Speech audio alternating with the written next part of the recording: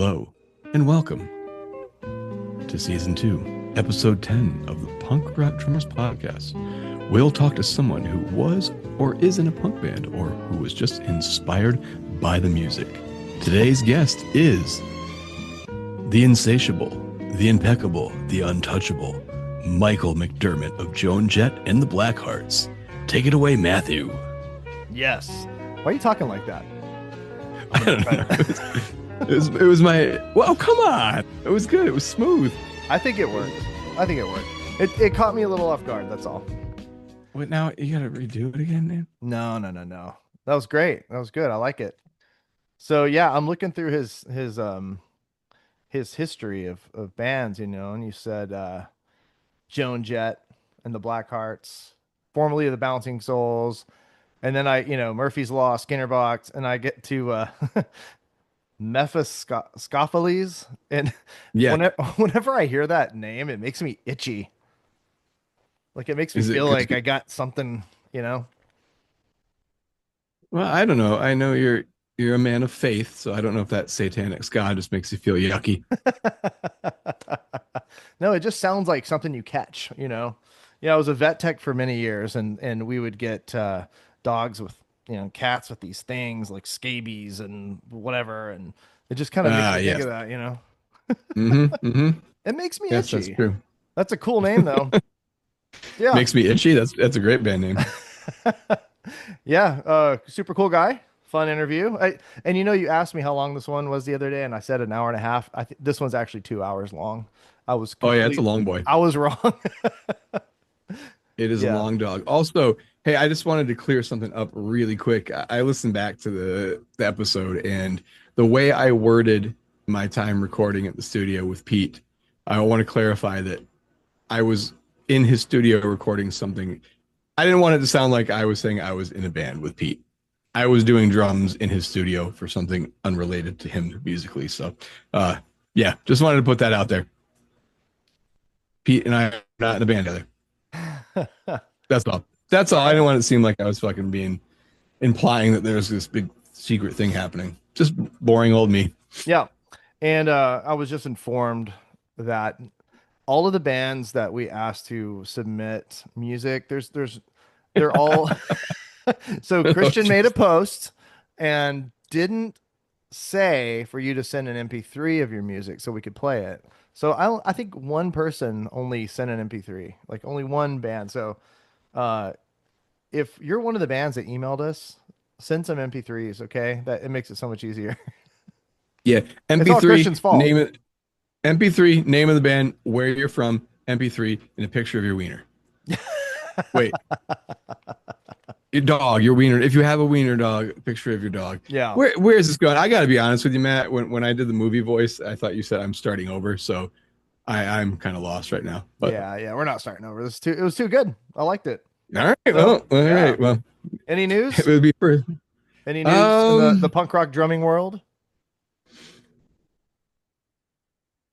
I got nothing. oh, dude, yeah, it's kind of a bummer.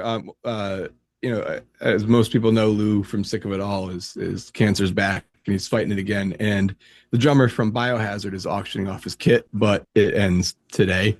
Oh, I didn't know any of So that. Hmm. by the time this is out, the kit will already have been auctioned off.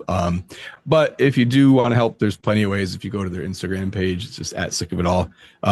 You can find. I know Mike from Agnostic Front's auctioning off a guitar. I know you guys aren't guitar players, but it's a fucking cool guitar. Yeah, and you could probably find out any other way. There's a lot of people auctioning off a lot of stuff to help out. So if you feel inclined to do so, it'd be cool. Yeah. And also, our sponsor, wonderful sponsor, SJC Drums. I think they're still doing a giveaway, right? I believe so. Yeah.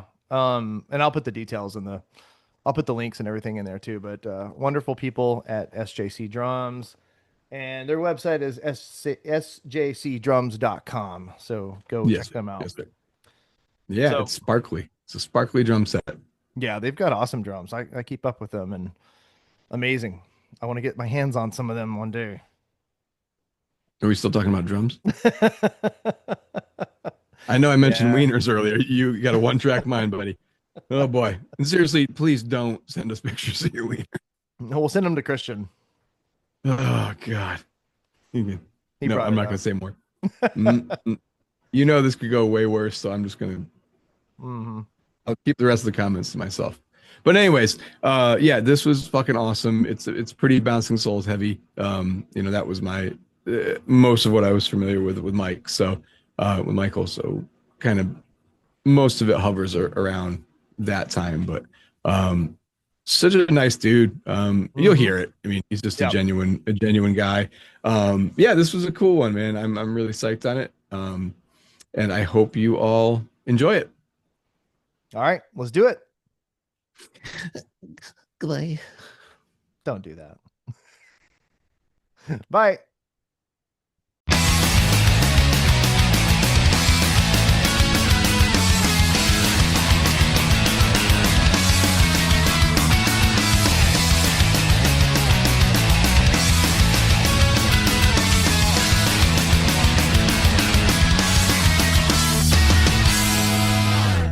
Before we go any further, we're recording, right? Yes, we are. I don't want to do like an episode and then just have it be like, hey, Michael, I'm so Right. scared of yeah. that. I'm so terrified of that happening. Right. Well, we just interviewed Frederick from Millencolin Oh shit. yesterday, and whenever it went to download everything, it was like, you don't have enough space. We can't do anything with your video until you have space. And so I had to like go in and like erase all this stuff. I'm like, oh no, I don't know if this is important or not. I hate that. Yeah, so I I think hate I that. fixed it. It's crazy. Yes. Matt's digital online vintage Playboy catalog is just his archives are wiped out now, unfortunately. But Oh well, you got to this make is more room. They're in important. the cloud. All right. Awesome. Cloud. Thanks for joining us. This is amazing. Dude, it's awesome. I thought I would get into the. You know what's funny, man, is in the Blackhearts we have like the band, like Dougie and I and Hal. We have this like, and it's just sort of like the ideology of like falling in line, like 1, 2, 3, 4, somebody will do something and then somebody will follow it, and it's just like how you have that like symbiotic relationship. And so we were like 1, 2, 3, 4, 1, 2, 3, 4, and then like Wackerman comes out with this, and and I was like, you got to be kidding me. And I was like, yo, so thanks Brooks for the shirt. It That's was awesome. I just love it. ironic, it was very very ironic. Yeah, But no, that's thank great. you, man. I mean, I've been following this since the get go, and Oh, cool. I just love what it's grown into be like. They're like, and I think it's exactly what you wanted, is to like nurture this like awesome community, and you've Yes. done that. Like, there's nobody that's I mean, I kind of today on Instagram, I kind of gave Rhino some shit, um, I didn't see it. for like, and I even brought like Donnie into it, and then Donnie, because Donnie is like one of his best friends, and so Right. and I was like, Donnie, did you ever get packages from Drum Key Shop? I never get packages from Drum. And Donnie's like, no, man, that dude never even returns my call, man. He's a fucking buster. And Ryan was like, oh, you fucking guys. He's like, bullshit. And I was like, yeah, so yeah, but I love this, that there's no thing, you know what I mean? There's no, again, you've cultivated this loving community. I think that's what drummers are. I think we are. We're not like, as much as there's like a competition when you sit down, like when you're at a show, Mm. and you want to sit up straighter because Morris is over there minute. You're like, but it's true though. That Yeah. like you have knowledge. You have this wealth of like, oh, he did that wrong, or like he did that right, or like I don't think he meant to do that. And so like you want to, yeah. So but yeah, I love that you want to be as good as you can be, but nobody sort of is. We very much big up the next guy. Yeah. And so Right. I love think Well, that's cool. I love I what you think guys are doing. well, thank you, man. That means a lot to us. And I mean, the real reason why, I mean, I can't obviously speak for Matt, but why I wanted to get the podcast part of it going is just like, I feel like there's so many talented, not just drummers, but musicians in punk rock and all like the adjacent scenes that don't really get any credit. And I mean, I can't remember as a drummer how many times throughout the many years of it, and someone's like, "How'd you write that part?" Or "How'd you come?" Like, no one cares. We're just kind of in the back, and it's really cool to be able to kind of like just give people their flowers. And as you'll find out, most of my questions are just going to be cleverly worded compliments, so you'll have no answer to them, and you'll just have to take the compliment. This is how we roll, you know. So I'll figure out a way. but but yeah, man, we definitely we appreciate it. And I know what you're saying. Rhino, actually, the Descendants came to Albany where I live a couple months ago, and Rhino got me side stage and was watching Bill. The fact Yeah. that dude at not at his age, but how many years he's been playing, how long he's been in Descendants, he's still changing and coming up with new parts that are just Oh insanely yeah. interesting and busier than what he did back in Oh what yeah. some people call their prime. So Yeah. Yeah. I hear you, man. It's like he didn't do Because that. he's That wasn't. almost playing like he's figured out a way to like pick up like he's playing, and then all of a sudden he'll like pick up a Carl lick. Like if Carl does something, he'll like do, Yeah. or step in, and he like does you. So yeah, wait, and yeah, but it's super cool. I love that. Yeah. It's wild, but The It, evolution of the ape. the drum ogre. Yeah, Yeah, yeah. man, for I had real. the privilege of being his drum tech back in September. It was at a small show, and I did it last year too. And it took like 2 hours to set his drums up, and then and once we got through that, I just kind of stood behind him, and if he needed something, I gave it to him. If he needed new in-ears, I gave it to him. Yeah, yeah, So man. I was like, For man, real. man, Rhino, he does a lot of good stuff for him. Oh yeah, yeah, yeah. You have to Well, be, and you oh, have to. There's this like caddy-ish kind of thing that you sort of do. Like, dude, I Warp Tour, man. We would sort of do that with each other, and like Thursday was on the other stage, so there was a lot of times where I would just run and also because I also my Tucker's my boy, so I would like hang out with Tucker. But then I would start to do like the one thing that blew his mind. It was like I went in like one of those like stage towels, like black Oh stage yeah. towels or whatever, dipped it in an ice cooler, and then just came and like put it on his neck, and he was like, "Oh Oh, my dude, like next level shit." Like so, like we yeah, just like I love that. I love I'm waiting to be able to do that. I kind of want to do that. I know that sounds weird, but like I feel like I want to drum tech at some point. I'm yeah, yeah. sure I you'd be know. great at it. I have a couple of people that always ask me about it. I'm like, I'm not drum tech worthy yet. I'm not in any of these huge bands or anything. So Right, right, right. maybe one day, who knows? It's fun. Well, now me being who I am, I don't always have the smoothest transitions in the world, so I'm not even gonna pretend like I do or will. But Yeah. we've talked about other drummers, we've talked about other stuff, but we're here for you tonight. We're here for Michael McDermott. Yes, sir. Um, so dude, it's funny Fire is away. I first became aware of you with actually Mephistopheles, Oh, wow. which is a trip. What years? Because there's nothing like their Wikipedia doesn't have any like members from this kind of. So I guess the question would be Mephistopheles or Murphy's Law first. Oh, Murphy's Law. Murphy's Law. Okay, what Yeah. years was that? Uh, 93 into 94. Okay, and Yeah, then but I got, and bless both their souls, man. But when I got in the band, it was like I was in a band with Todd and Chuck. okay, We were in a band called Shine and Time Station. Um, and then Jimmy one day needed a band, and so like I got to join Murphy's, but I knew like like first off I was like a fan of like Dougie Beans and Todd and Chuck, like that lineup, and so our like I even have a cassette, man, of our first rehearsal at Ultrasound in Manhattan, and we just wrote a set list, and like there, and we Todd, Chuck, and I, we already had like a musical, rapport and language. So they were like, hey, there's like going from Cavity Creeps into a thing, or actually it was from something into Cavity Creeps. There's like just the four hits, and then into it, blah blah blah. So, but we just played like a set. So for the first long time while I was in that band, until Todd decided to go to LA and try out for the Chili Peppers. Yeah, like so for me, I was like, wow, I'm in like this band, like, and it sounded just like that. I mean, like, what a live band, and Jimmy Drescher is such like probably one of the best frontmen, Oh like yeah, they're like an just insane live. really, and like you say with Bill, like same thing with that dude. Like if you hear like the new record, like just the evolution, he gets better and better. The band gets better and better. So it's rad, great shit. So yeah, Nice. I love it. Where are you? Where are you hailing from originally? Right outside of Philadelphia, like Yardley, Pennsylvania. But I was right across the river from Trenton, New Jersey, which had Okay. City Gardens.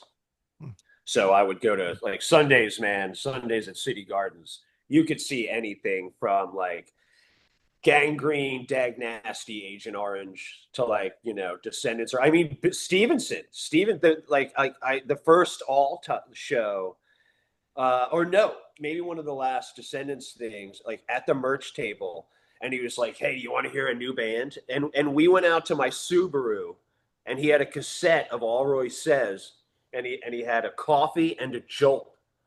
What is Joel that, Cole, like and they what, were both 88? on. And my friend Kenny and I, like, he sat in the passenger seat and played us All Roy Says on a cassette tape. And we, like, Kenny and I just kept being like, "Are you kidding me?" Like, so, like, all the greatest stuff. I mean, you could Eka Mouse, Sister Carol, the Wailers, all that, but it's tons of punk stuff, Angry Samoan, 7 Seconds. There's just so many great Sunday shows. The Sunday where Waddy from the Exploited spit on the skinheads, and the skinheads went outside and flipped the van over. Like, Dude. good shit, man. When punk was dangerous, Yeah. man. That was Yeah. I late think I 80s, came I in. assume, right? Yeah. Hmm. Yeah. Yeah. It's funny, So, I just talked to Dave 2 days ago. You mentioned already says, and I talked to Dave a couple days ago. He's doing well. oh wow, that's good. Yeah. Good. He was having some health issues for a while, but he's good. Yeah. Yep. So Wow. Okay. yeah. Two of my Yeah. favorite all records, says and Yeah, prez. dude. I mean, it really, like, another great band, that like evolved, like Oh, and a for sure. weird extension, like where you're like, what's gonna happen?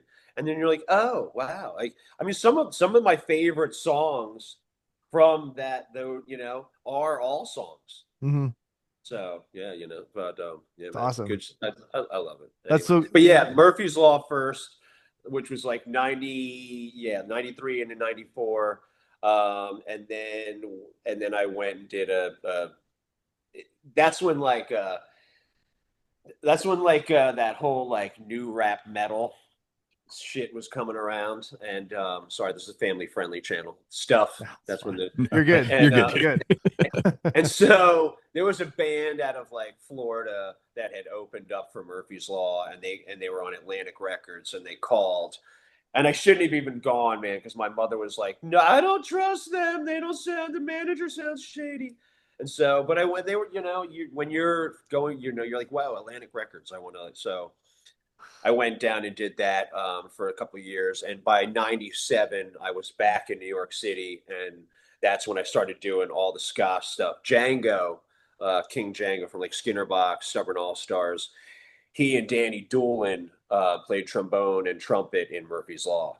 So when Okay. I came back, Django needed a drummer, and then I just got to do all that kind of stuff, and then it led to just anything. Like I got to pick up a couple Slackers gigs, a Buford O'Sullivan gig, and then Meth, like all those dudes. I knew all those dudes, and I'll tell you, dude, that was like I had a crazy marching band director, the best, great, and we were like a military band, and Grothman was awesome and like family friend, and a lot of love, but like an intense motherfucker on what he wanted. And so like you would like during band camp and stuff, like you would like I would like wake up like it was so much stress, and you'd be like and I'd be like sitting up in bed, and I would know that I was like in bed but I would consciously, it's like other people would be like, dude, get up. Grothman's gonna shit. He's gonna and I'd be like, I'm so tired. I can't do this anymore. I gotta lay down. Same shit happened with meth, dude. Trying to learn that stuff, man. I remember I was at Dave Hahn's apartment one night going over charts and I passed out and I like woke up and it was just like it was just the most intense musical experience, you know what I mean? To try to learn Wayne Dutton's parts, man. I mean, that Yeah. dude, I mean Broadway drummer. So, you know, like Cats, Good Man Wow. Charlie Brown, like stuff I mean, like did some shit. So it was very when you're like punching out of your weight class, so to speak, like I was definitely punching above my weight class with that band. But I think that as a drummer, like when you throw yourself into the deep end and you are like, I'm going to drown, like it you only have one chance. So I did that. Long story short, years later, like God, man, like maybe even 2012, 2013, they needed somebody and I got to go back and do a bunch of shows that I got to like in my own head like redeem myself. I feel like I had like grown as a drummer. I had grown enough that I could like actually comprehend those parts and tackle them well. So like that was a, you know, like a sad story that you're sometimes are like, God, I wish I had the, and I was like, I got that chance. And so I was stoked to be able to go back to do that. Dude, that's But that, amazing. yeah, yeah. But that was like, that was the band I was in meth and we opened up, it was like the H2O Bouncing Souls tour at the Trocadero. And that's when I saw the Souls and that's when they saw me. And like not long after that is when Hmm. they had like a Village Voice ad that was like drummer needed. And so then I called and they were like, I was like, but they were like, there were two different drummers well, there were two Michaels in meth. There was Mike Reich, and he's on the first record. And then so they were like, which Michael are you? Are you the guy from the first record or are you the dude that just played at the Troc with them?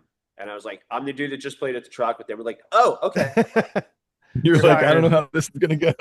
Yeah, yeah. So, but anyway, there you go. So there's a yeah. So meth and then or Murphy's Law and then meth. And Murphy's then Law, but then like Skinner Box, Stubborn All Stars, you know, some slacker stuff. Like again, all sorts of weird shit, and then like into meth. So okay. And then from Mephistopheles to Bouncing Souls. yeah, yeah. I Yeah. mean, from like '97 to like 2000, I was just like in ska world. That was like the third wave, dude.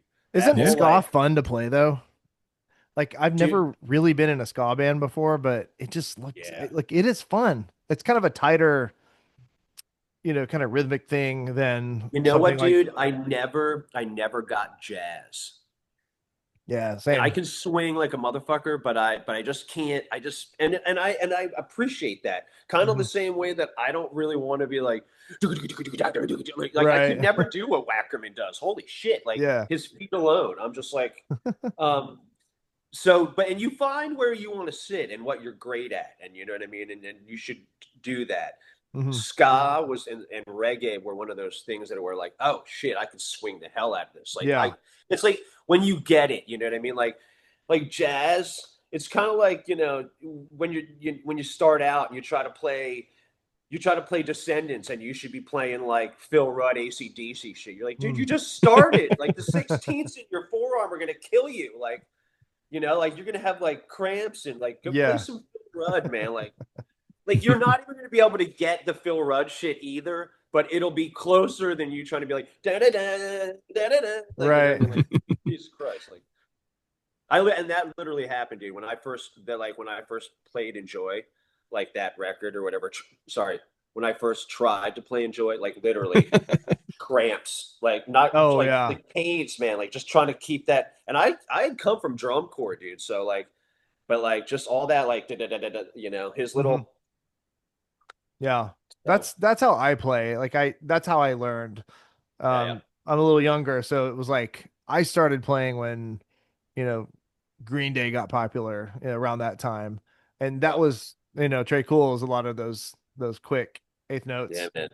And so like I've been doing it for 30 years, so I'm used to it. But if I don't do it for like a month, man, it takes forever to get back to it. Yeah. Oh yeah, yeah, yeah. Hell yeah. I'm talking like 86, man. Yeah. I was like, ow, ow, ow. Well, I'll tell you what, man, you do have the some of the cleanest one drops that I've heard. That's not Thank I you. think everyone think that's such an easy thing to do, but to get that rim click and that bass drum to hit at that Yeah, exact man. same moment, it took That's hard. yeah, Yeah. I got to shout out my buddy Carl Blackwood who gave me the best tip in the world for that is just lean into it. Yeah, man. Get the whole shoulder and that drop hits so clean. Yep. But Yep. yeah, I mean that's I think a lot of people probably don't or aren't really aware that you're a pretty accomplished and talented reggae drummer just outside of ska. Um, Yeah, I love it. I mean, again, I'm on that team. But I've just always gravitated toward again, like going as a kid, you don't really know. I mean, and you know Bob Marley or whatever, but like again, City Gardens, man, and you'd be like, as you would just go there. You know what I mean? Like you because you knew that place. I mean, John Stewart was a bartender there. You know I've what I mean? seen Daily pictures of Show, it. John Stewart was, I mean, and I was too young. I never went into the back, so I didn't know him. But I mean, like, it was a fucking hip spot. Yeah. I saw Sam Kinison there. You know, I saw suicidal tendencies there. I mean, like Eka Mouse. I've like like like all the and you, but at like that, like you just go. You're like, who's Eka Mouse, and you go and like and you learn like that's. But so yeah, like it was like jazz was just the thing, man. We had like a wicked jazz band, back to Grothman, and like we had a wicked jazz band where our drummer, the guy ahead of me, Rob Bray, was a Rush dude. Mm. His family owned a construction company. We got stoned on the way to his house. I heard the myth of Rob Bray. Went down in his basement, and you were like, oh my God. And it was like 6, 8, 10, 12 concert toms, 12, 13, 15, 16, 18, 224 Simmons pads in the back. And he was like, what do you want me to play? And I was like, I hear you can play moving pictures. He's like, yeah. When we get to YYZ, if you want me to do the extended solo, you're gonna have to pull the needle up on the record. And I was like, and he sat down and was like, dun, and just played that whole shit. He was Wow. just so that was our jazz band drummer, and he did the YYZ solo for jazz band. Mm. So he'd go to competitions, and people would be like, they'd give him like if there was like the first prize was like the cymbal package and the second prize was like a stick package, they'd be like, he's got to get both. Yeah. Like nobody came close to him. Like you know what I mean? Like so like the jazz thing again, man. That's where I was like, nah, he's got that. So anyway, Yeah, I always I always hit too hard. I couldn't finesse.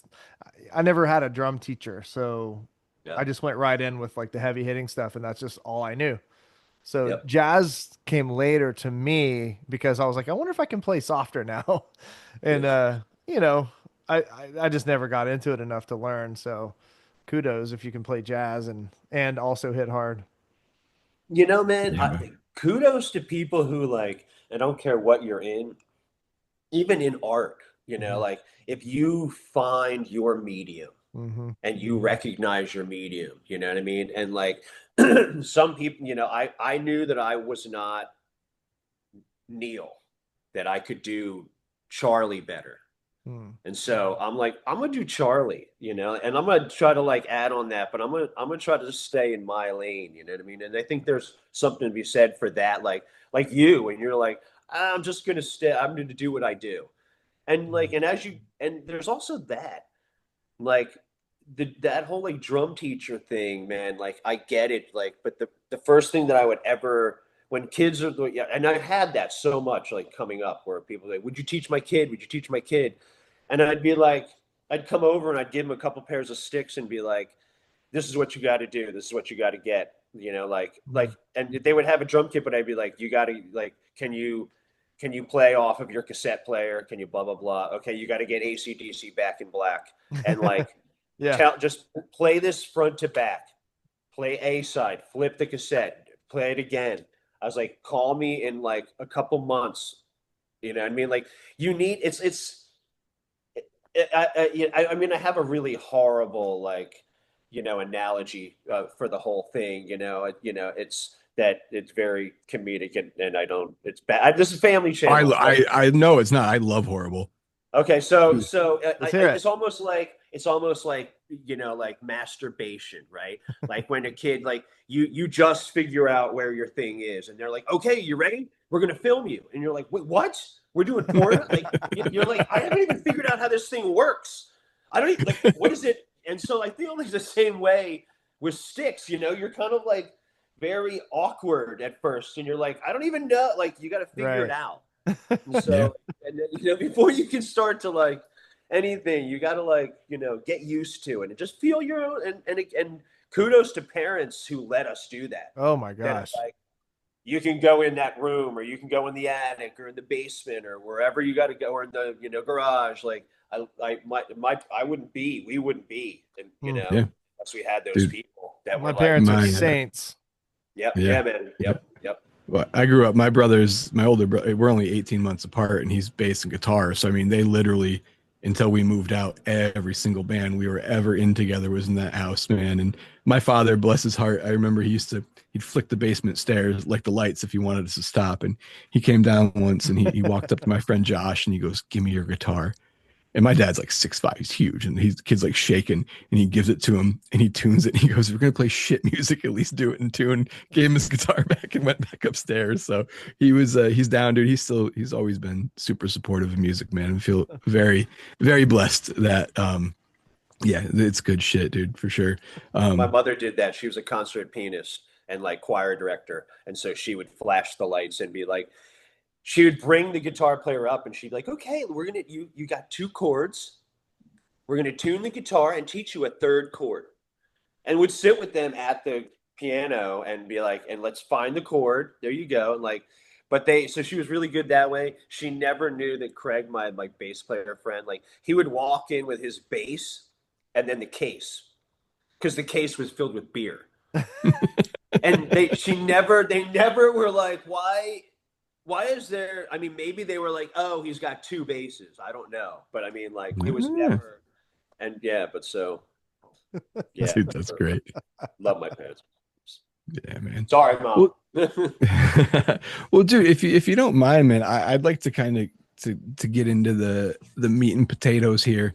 Um, so I don't know how to lead this. I always say hate doing this shit like this because I don't want to make this about me. But when I started playing, it was primarily like metal, Sepultura.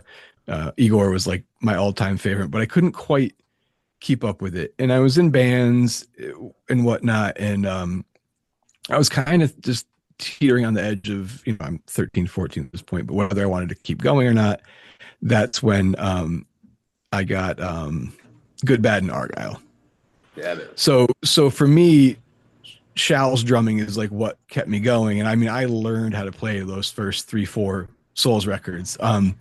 And he, to me, he had such a weird, unique style of playing, like a lot of hi-hat crashes, a lot of like bump, bump, bump, like hiccupy, just insane drum style. And I know that he was, I'm sure he wasn't there. It wasn't like a RKL Lagwagon where it's like, "Hey man, like let me lead you into this. Let me kind of show you some stuff. We're buddies." Was it, I mean, was it weird trying to like come in and learn those There was parts? even, and I can't, I wish I could do the thing right off the top of my head, but like, what he even does with like Hopeless Romantic. And so when I got to, and again, I can't, I want to reference what he does, but I can't, I don't have it off the top of my head, but I do know that like, it was like, he was just sort of playing against the guitar a little bit, like not, and so I was like, fuck, I was like, I just want to be like, da, da, da, da, da, da, da, like, sha, da, da, like, just like, and so I was like, can I just play with you? And Pete was like, "Well, what do you mean?" And I was like, instead of like, I was like, "I'm not." I'm sorry. Yeah, you know what? Because you sit with Keeneland, you sit with Keeneland. Say no, no, no. I just love that everyone's Oh, impersonation of those yes. dudes is just the same voice for everybody. Yeah, man. Oh my God, oh my God, the general. And Uh, so, but that's so I just did that. Yes, it was everything, dude. It was, and it was funny. Like last night, I got a new phone, and I don't have like an adapter. I'm still on like Lightning, and so I got a C. So I'm waiting on like my C with audio adapter to. So I'm like in old iPod land, and they're with like, the Live at the Troubadour stuff like started coming on, you know what I mean? And I was listening to old, just, in shuffle. And it was just odd, like Joe Lies and stuff like that. And like thinking about think like what, and yeah, it all had to sort of be kind of reinterpreted for me to be, he was one of those people, dude, like Warren from Against Me. Like, it didn't matter that George came in. You know what I mean? Like I still even sort of feel the same way, like with some of that. Even I like what I did with Hopeless, but I mean, like I almost feel like you do some of that stuff in injustice because it, like again, like the music doesn't sound the same without those guys. Like that kind of drumming, as awkward and non what's the word I'm looking for? It just you we don't drum, there's like certain points it's just sort of like not like that. We don't there's a way you kind of do some things, and they sort of do things a little askewed or like out of the norm of how and but that makes that yeah, then fuels the song in that way, that like people that are like, no, that's not how it goes. That's not how you do that. You do that like this. And it's like, well, you don't, yeah, you can, but you can right. also go, or whatever. Like, I mean, and like, yeah, I mean, it was odd, but I mean, it was super, it was super cool to try to figure that out. And they were super gracious, and again, you have to sort of like honor those parts, man, and really Right. like you can't just it's, there's so much Bouncing Soul shit that I feel like I way overplayed on, just because you could, you know what I mean. And then you're out again there, but you're out and you're playing with Bad Religion, and you're like, well, Brooks is doing it, and like it's like, well, if everybody, yeah. So but yeah, that it was a little odd, but at the same time, super challenging, super cool. Way easier than learning any meth stuff for sure. Yeah. But So so leading into that, I mean, Summer Vacation was your first yeah, release with Bouncing Souls. And you have that was such a, I wouldn't say like a refreshing change, but I always appreciated the fact that you didn't come into that first record and just try to do what wasn't yours and did your thing. yeah. Um, and that, I mean, that had such an iconic snare tone in it. So I got to ask for the gear nerd. I mean, what drum were you using? What snare was that on that record? I feel like that was like an old like Ludwig like maple, kind of Okay, like 14 by 5, just sort of like cracking. I mean, it cranking. wasn't really that, and probably like a Premier Signia Okay. with like this crazy die cast hoop kind of shit. But they were a band, man. Like I watched them, and it wasn't fair. It wasn't a fair representation of them when I like that when I was in Mephiskopheles and we played with them at the Truck in Philly. And I did not know that that was actually Shao's physical last show. And there was Oh an wow. actual like physical incident that was happening, throughout the day, like of just, and just again, if anybody's ever experiencing any mental decline, call for help, and like what you got to, as and they they, as souls, they tried to help him in every which way. That being said, that was his last show. So for me, I was like, I'm watching this and I'm like, you saw four people that were completely disconnected from each other, but what you really saw, like those three are amazing. You know what I mean? Like just, I mean, vocally, the harmonies, like the rhythms, like, like Keeneland. I mean, you know what I mean? Like his bass lines. I'm so like, He doesn't get enough credit in the world of bass dude, players, I not don't think. not at all, man. The general, dude. So he, like things like that, like I was like, wow. like, this, like, there was a band in my brain again, though. Then going back and listening to the records, I have a totally different take. He wasn't in the same shape he was that last day. But I was like, wow, this band could really use a great drummer. You know what I mean? They're a great band. They just need a better drummer. Again, I didn't know. And then that's when they put out an ad, which is crazy. Put out an ad in the Village Voice. I know you'd That's think a band wild. like them, they would just have people lining up, just word of mouth. Dude, it was different back then, man. Yeah. Like, and dude, you gotta ask Christian, you gotta ask Keeneland, man, because they have some great voicemail stuff. Like, yo, this is Joey from Queens. Yo, I got drums. I'll bring down my fucking drums. Let's go. Like, and like they were like, oh my god, like, the most random shit of they said. Dude, I was actually gonna try to have him pop in tonight, but they're doing a Beach Rat show, Yeah, so oh yeah. they're gigging tonight. But I'm sure he probably would have loved that. But so dude, if you don't mind, like tell me a little bit about like the writing process on Summer Vacation, because you were probably I'm assuming still sort of like maybe finding like your role or finding your place as far as like like contributing. Yep. Was it a bit of a bump in the road for you to kind of settle No, in on dude. that? I Or? mean, like, for the littlest bit, I mean, it was the three of us. I mean, Greg was out doing some stuff, you know what I mean? And it was sort of really kind of like any band, though. Like, I mean, it was way different after, like, like a lot of records after that, because G-Man started playing more guitar. And like, when you start to do that, more guitar, more piano, when you can introduce your own like melodies or things that you've done, you know what I mean? But until I think that was still he was still like in that, moving. And so the three of us, I went to Brooklyn every day, and we were in Dumbo, man, and we shared a space with Sick of It All.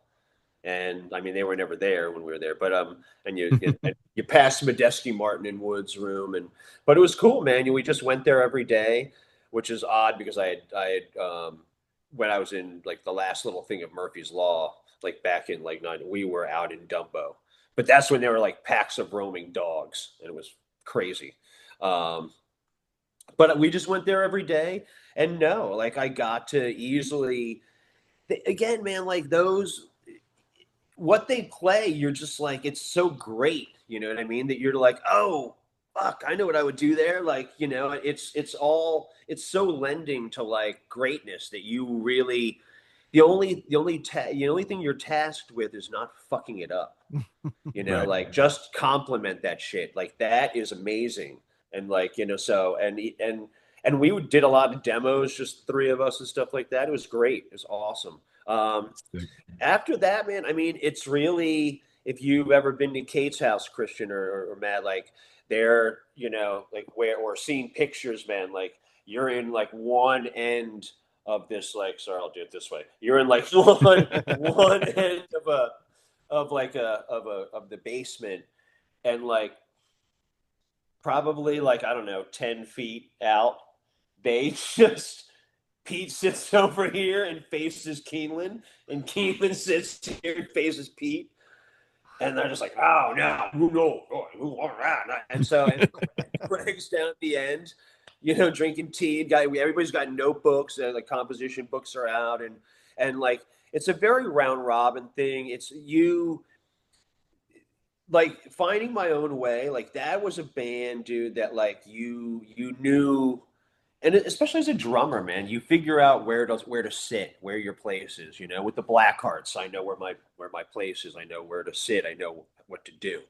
And they were really an entity that was like, again, you're just tasked with complimenting it, complimenting this like greatness, and just and whatever like they wanted to do. I think there was that too, like where, and they were a high school band, so you're gonna, as you come up, man, like we've all had it where you got like, like Ricky leaves band practice, and you guys are like, yo, man, fucking Ricky sucks, dude, and just like, dude, but he's our bro, and you're like, I know, dude, but like, he can't do it. You know what I mean? And you're like, well, you're going to tell Ricky, and you're like, no, and nobody went. And Ricky stays in the band, and I think like they didn't ever want Shall Out, but when it happened, and then like Keeneland, dude. I mean, Keeneland's like a hardcore kid, so like being able to be like, I mean, he was like, yeah, you can do that. Holy shit, do that. I want to do that. Like, and you're like, okay, and you just do it. You know what I mean? But like, and I, and because some people like, do the cheater where it's, and Yeah. some people like, like it's not, it's not that. I mean, some stuff it can be that, but I mean, not what Little we. D beat here. It Yeah. doesn't all have to be the forbidden beat, but it's just got to be the punk beat, and you either got to do an East Coast punk beat or a West Coast punk, but to do something to make it. And again, I think Keeneland was, and both of them were just like you could, whatever they came up with, you could just sort of be like compliment that, and take them, help them paint the picture that you didn't. Again, you just didn't want to mess it up. Yeah, man. Um, yeah, I noticed that. I think the thing that stood out the most to me, especially on summer vacation, were the fills were either super simple or almost kind of just like a boom, real quick, just kind of staying. I don't want to say staying out of the way, but that I don't know if that offset was intentional of going pretty simple in the fills, but some of those kick patterns you did on that record were insane. And on the behalf of most drummers, dude, fuck you for that kick pattern in True Believers. Keeping that going throughout the whole song, dude. What made you like did you try a couple different patterns out before it and that just came natural and I, felt good? I feel like, I mean, I feel like I'm like I play very musically, Yeah. kind of like not to the degree of Stevenson where I'm like, I'm gonna take your thing, like I mean, but like I like to sort of like that, you know what I mean? Like use your toms, their notes, use Mhm. them musically, use like things like that, like so, and it can be as simple as that. But yeah, just no, that just sort of like that. That's just when they played that, you were like, oh dude, I knew that you just again, I was like, I know what to do. I know what to It's do. I like mean, they would instinctive. again, man, they would write such great stuff, man, that you're just like, you just knew. You were like, oh, cool, okay, that like, I love when bands write music that makes sense. I don't know if this makes sense when I say this, but when you when Oh, the when you irony. I know when you hear it, it's like, oh yeah, I can hear everything. I can like when you play this rhythm or whatever, I know exactly what to do, and I love when that happens. dude, kilograms, man. Which God bless us, but I think the band's kind of like a little. I think we kind of imploded. I wasn't there during the implosion, but Sammy K, when we started, he would send me stuff, and I'd be like, ah. And I'd call him, right, and I'd be like, dude, and he'd be like, no, like it's like an Elvis Costello meets that, and I'd be like, Gittleman would send me stuff, and I'd be like, oh. Yeah. Like, oh, I know what to play here, like that, like that's what you're talking about. Like Yes. Gittleman shit made sense immediately, and I love all Sammy K shit, of it, everybody's stuff. We made a great record, but like that's what you're talking about. Like Yep. where Sammy with his stuff, it was more like, what are you thinking?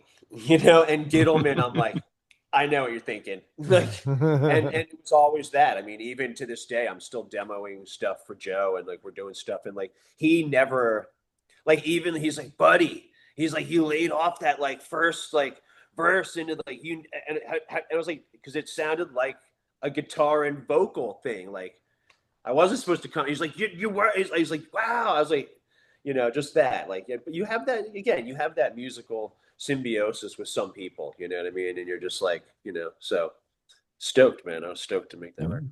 But yeah, Well, that's what you're talking about. That when Yeah. shit makes sense.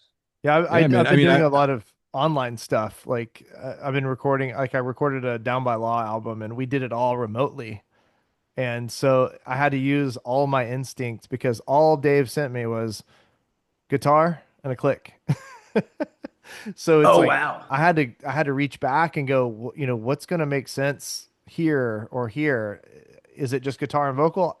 I don't know, but it sounds like it to me.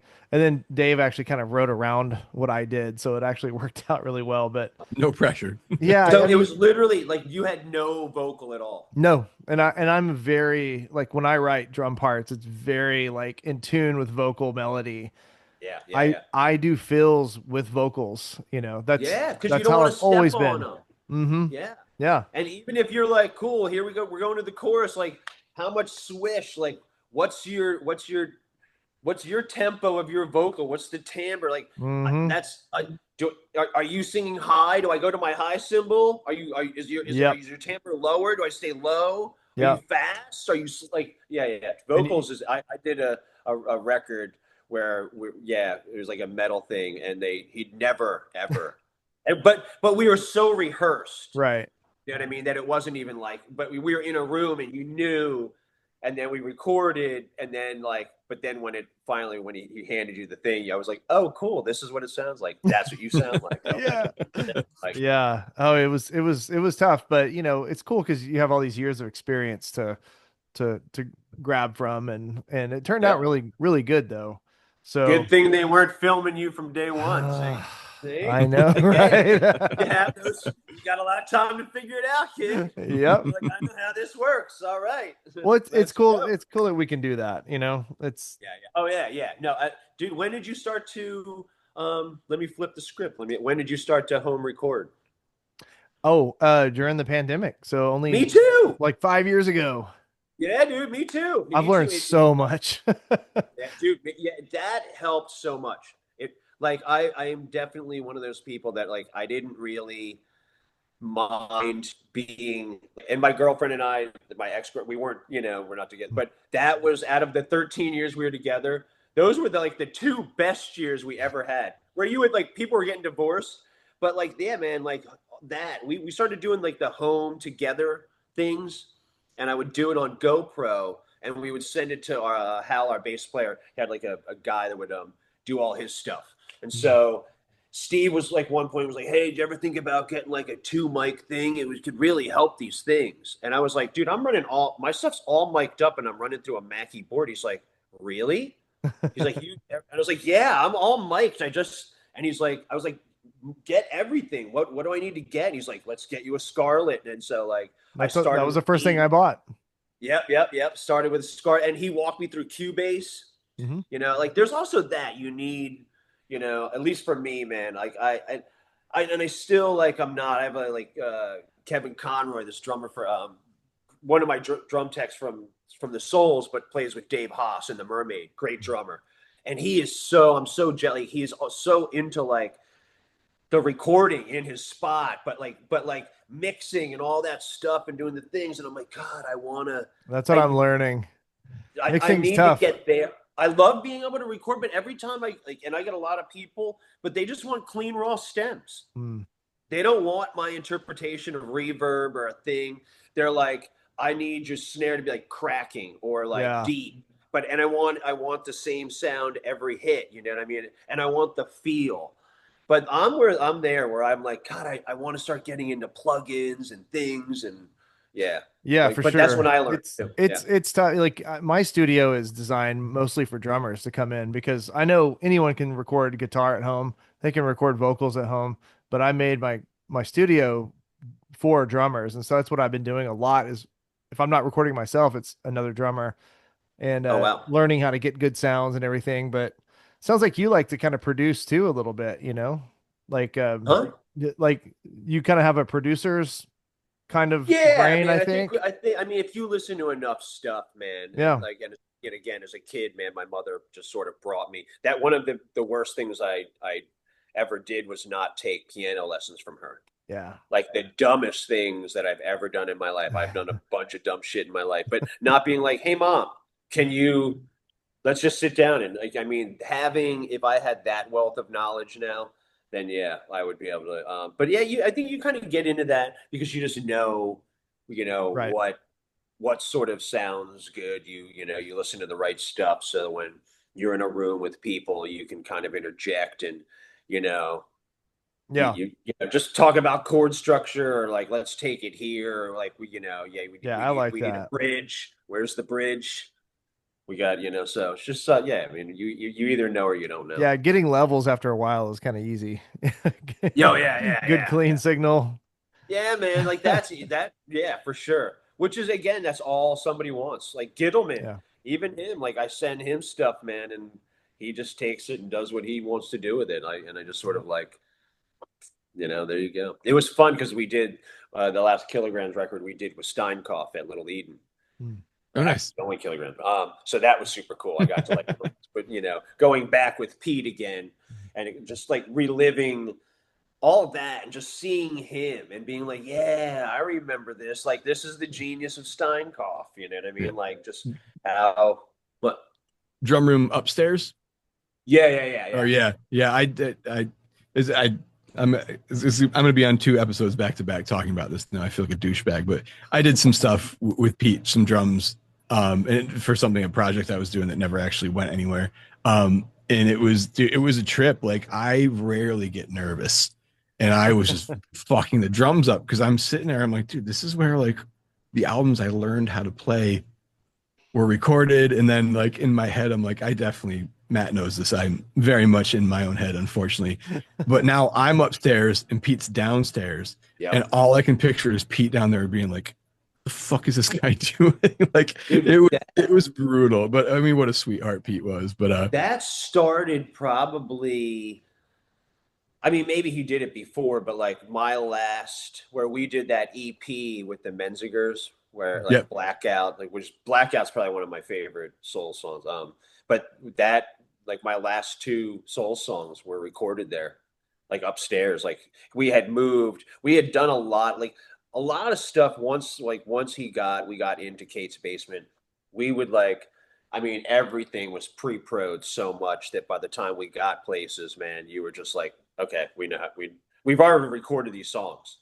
Yeah. You know what I mean? And like done and then maybe re-recorded them, you know. So it was super cool to go you know, easy that way. But yeah, we so I was always in downstairs and I love downstairs because you could see everybody, but then yeah, we moved upstairs and it was like that was way more daunting, you know. Yeah. So I mean, I went back there. I went to record. It was that weird time between like vaccines and the Delta variant. So like it was very like Mm. very separate as well too. It was a again nothing to do with Pete. It was a fantastic experience as far as that goes, but everything else about it was just like I'm playing a kit I never played before. You know, I'm like this is just yeah. It was a trip, but again, man, being down in that control room and just like looking at all like the banners and flyers and shit stuck to the wall. That dude, was worth it.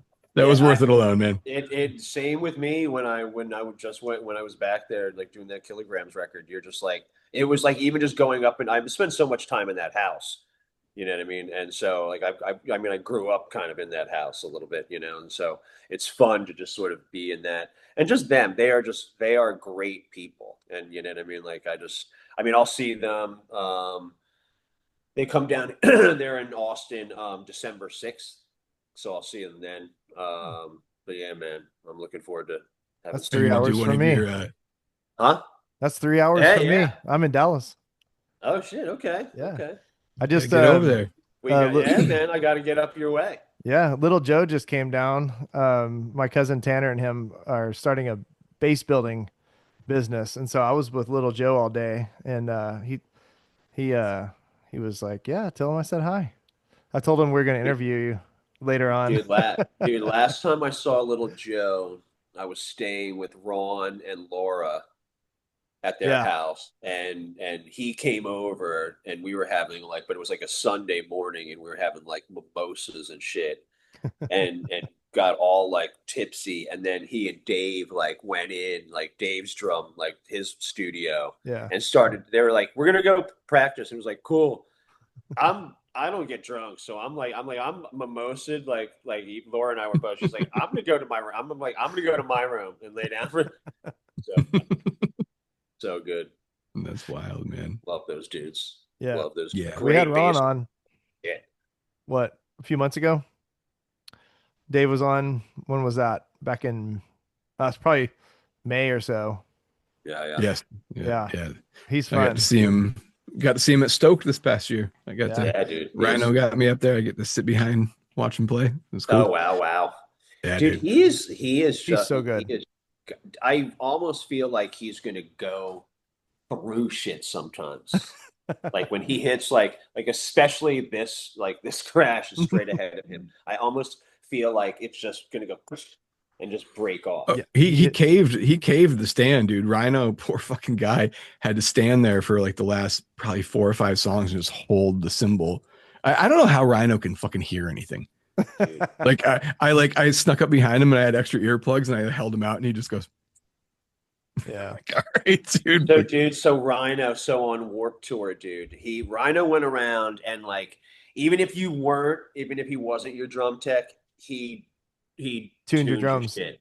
Yeah, He would do your drums. He he sat did that behind to your me shit. too. Dude, but for me, like so, like, and we just became bros. Like, there was a point where our truck broke down, and like, and all like the Souls truck, and I mean, you just saw every bus, like every Warped Tour bus, and the shitty Phoenix TX Winnebago pulled over, and they're like, "You guys want to get in?"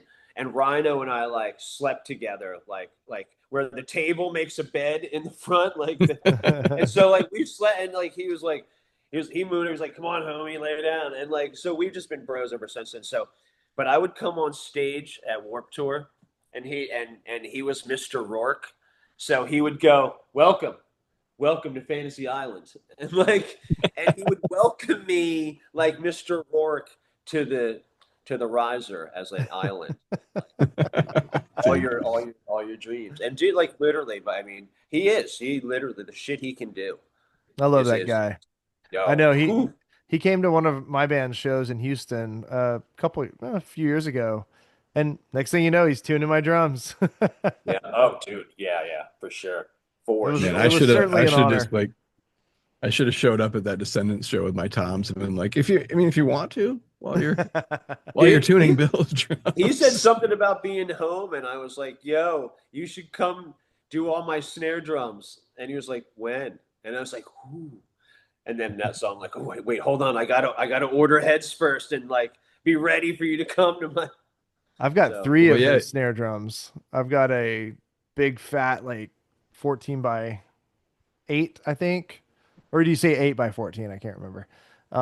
Maple and then a mango wood and a a walnut snare, all from when he had CDC, custom okay, drum concepts.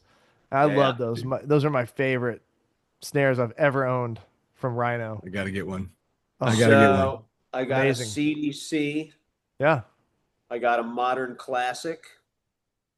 Actually, those two drum, the Modern Classic he had out on Warped Tour, and he would put that up for me. That's a 714, black, like flat matte black Hmm. kind of thing, which he made then a replica. Like that came out, that's out with Joan, and so, and no matter, but it didn't matter who I was with, man. Sound men are like, "What drum is that? What drum Yeah. is that?" And so I was like, "Dude, I need you to make me." So he made me a CDC replica. So I have a CDC, a Modern Classic, and then God, what was his first? I have his first his first snare drum Oh, company. yeah. He talked about that. What's the name of that? I It's a can't remember the silver, name. like 5 by 14 silver glitter. What's the name of that company? I see the badge, but I can't see the name. Not Uh, Hendrix. and then I think I have a Hendrix. Yeah, Hendrix You is do. what he does now. Yeah. So I Yeah. kind of have all four of his where Dude, he's that's been. awesome. Yeah, yeah, yeah. Well, if you feel like it, you can always go back to all 2.5 hours of Rhino's interview and figure out where he talks about it. Right. So dude, when I met you very, very briefly at that after party for See Here Now, at the Independence House of Independence with Dave and the Mermaid, Yep. playing as the bands there. I actually I had to approach you about that snare drum because it just sounded so fucking That good, that dude. was And whatever for I a think drum, was that was whatever they had. I think I walked up there with with my sticks, man. Oh no, you play. I'm sorry, the one you were playing earlier that day when you played Oh with yeah, Joan. yeah, yeah, Yeah, yeah, yeah. that was killer. And again, man, you were very very kind Dude, with your time. I you appreciate know that, what, dude. man? Like, if you're not, if you like, if you're a dick, dude, like, I don't get that. I just don't get that. I mean, you know, nice really does get nice. Hmm. You Yeah. know, it's funny, man. Like my nephew, there's like uber rich, and he like in this like crazy gated community in like West Palm, like West. I mean rich, and like where like their HOA is like your Raptor truck, it can't be in your driveway, like so, and like and I mean literally you can't just even have it in your like $1 billion house drive. You have to park it like backed up in between like weird some head shit. And so he writes a letter though to HOA and he references that as well. He's like, you know, I was always raised nice gets nice. And I was like, no way. That's some grandma shit. I was like, That's what, like awesome. that, and like, but that's, and it was just I mean, I literally just read this today, and it was a great reminder of like that's how we were raised. You know what I mean? Like, you you should hold the door for your girlfriend. You should open the car door. You should like seat them. You should like go back to like being a gentleman. Go back to like when I mean, there's so many times you see somebody and you're like, hello. If I catch eyes with you, even if I don't, I'm gonna say hello, good morning, afternoon, or I'm gonna hold the door for you if you're coming up within 40 feet of me. You know, I'm gonna like, and it just it's one of those things like I don't get why we won't, you know, I'm not gonna get political, but like we've just gone to a place that's sort of just odd. And Yeah, I'm just sort Yes. of like, man, Yeah. bring back the gentleman. You know what I mean? I agree. Yes. Matt I Matt agree. Matt usually goes like this and then does a curtsy. It's Dude, yeah, you know, I mean, it's dude, but I mean, it's there, yeah, hell yeah. I mean, there's that too, you know, like a little bit of like honor, like strength and honor, you know. yeah. Yeah, I disappointed Uh, my mom because my very first date she took me on, she was like, make sure you open the door for her. I opened the door and I got in. the way you Never worded let that that made it down. sound like you took your mom out for a date. I'm glad you That no, my girlfriend at cleared that up. the time. Okay. Not there's anything wrong with mom I dinners. learned my lesson that day. Oh man. So I'm so sorry. I have as Matt knows, I have pretty crippling OCD. So I just keep going back to my little list of things that I wanted to ask. And then I promise we can move on. I just had to get a little bit of an insight on the evolution of just the snare tone in general. I mean, even just through Summer Vacation to the Gold record, got a lot fatter, a little bit more like body. Was that just you just got a different drum or tuned it differently, or was that a conscious decision to suit the progression of the songwriting? I think little bit of everything, little bit of me, and little bit of like figuring out where what lane I kind of want to be in. Summer Vacation was definitely its own thing, you know what I mean? Um, and I and but and then and just yeah, I mean, just that. I feel like that had its own thing. Everything. I mean, by the Anchors Away had like a bunch of different snares on it. You know what I mean? So there was like and sort of whatever was called for. But I think it was me kind of maybe just consciously wanting like a also like tonality where my snare would fit within the scope of Pete and Brian. You know what I mean? And I just didn't think, you know, there was like there were a lot of pingers out there. You know what I mean? And I think, you know, Summer Vacation got as pingy as I should have gotten. You know, like you know some of those like Orange County, you know, vented stuff. You know that are like you're just like whoa. I mean, I just that I kind of want more of like a snare. I want to hear a snare drum. You know what I mean? And I feel Not like like a that 311 snare.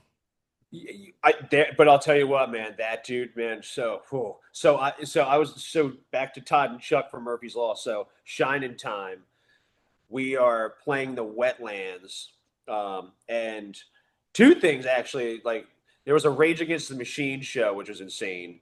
Which you because everybody was like, "Who the fuck's that? Who are Yeah. they?" And then like, "Oh, that's who they are." And then, but then like a month later was like 311, Yeah. and you roll up and like, you know, we're opening. It's our hometown, but they're like this band on tour, so we're opening. And like he just had this like, you know, the three, not really as big as it is now, but I mean for back then, you know, like 3 and 2, Hmm. and in a rack and blah blah blah, and like and you were just like, yo, and Hexam had some like Hammond down front or something, and you were like, yo, these motherfuckers better be able to play. And like Sexton sat down, man, and you were like, I mean, do music? I think music, like as a recorded drum part, like if you record drums and you know how hard it is to record drums and get great takes and solid, like to tend to think about not only is that record as a whole, but then go, he did it to tape. Yeah. You know what I mean? And that's when you're like, and that I think is like whether you like that band or not, like if like that those drums as a recorded performance, like wow, dude, wow. Yeah.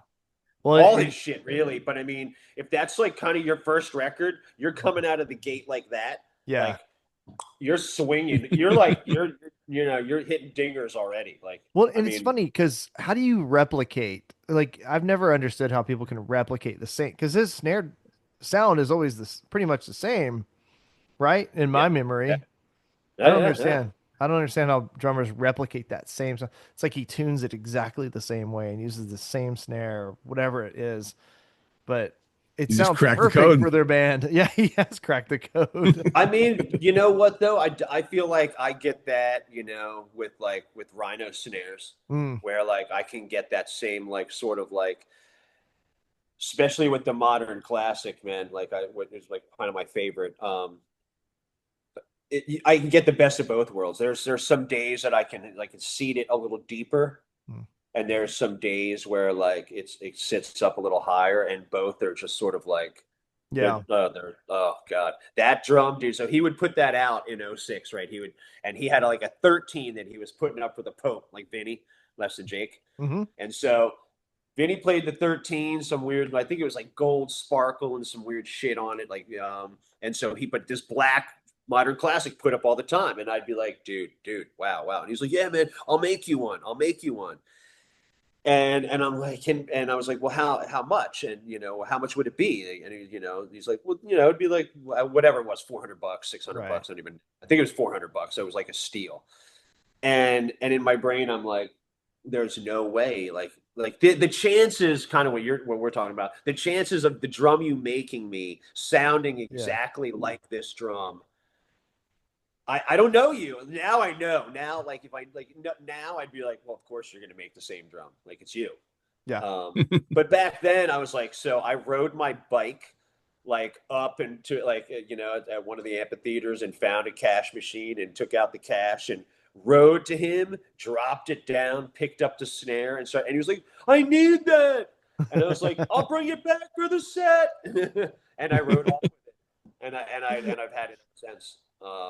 And then he made me another one with CDC, but Yeah. just because like I was like I need something that I know that like even mid show, like which that never happens to me. I never have some weird odd thing. But like that, I needed to know that they're like interchangeable, and it's him, you know. So what I mean, like I know it's interchangeable, and they sound interchangeable. So Yeah. Yeah. Well, he made me that 8 by 14, and then my buddy Deedle, he loves that snare so much. He had Rhino replicate the same thing. yeah, Different man. pattern on the outside. Mine's called the Yeah. Kubert snare because it has those 3D block patterns. But Oh well. yeah, I don't know if it sounds the same because I haven't been around it, but I bet it sounds very similar. Same specs and everything. Yep. Yep. Wow. I love it. I'll Yeah. have to go. He's a master, dude. Yeah, I oh, just he's the yeah, he best. just knows how to build drums, dude. We Knows would how to. trade I trained his dog and I would board his dog. He would park his car here at my house and go off with Descendants, and I'd watch his dog Bailey, and then Yeah. he would repay me with drums. No.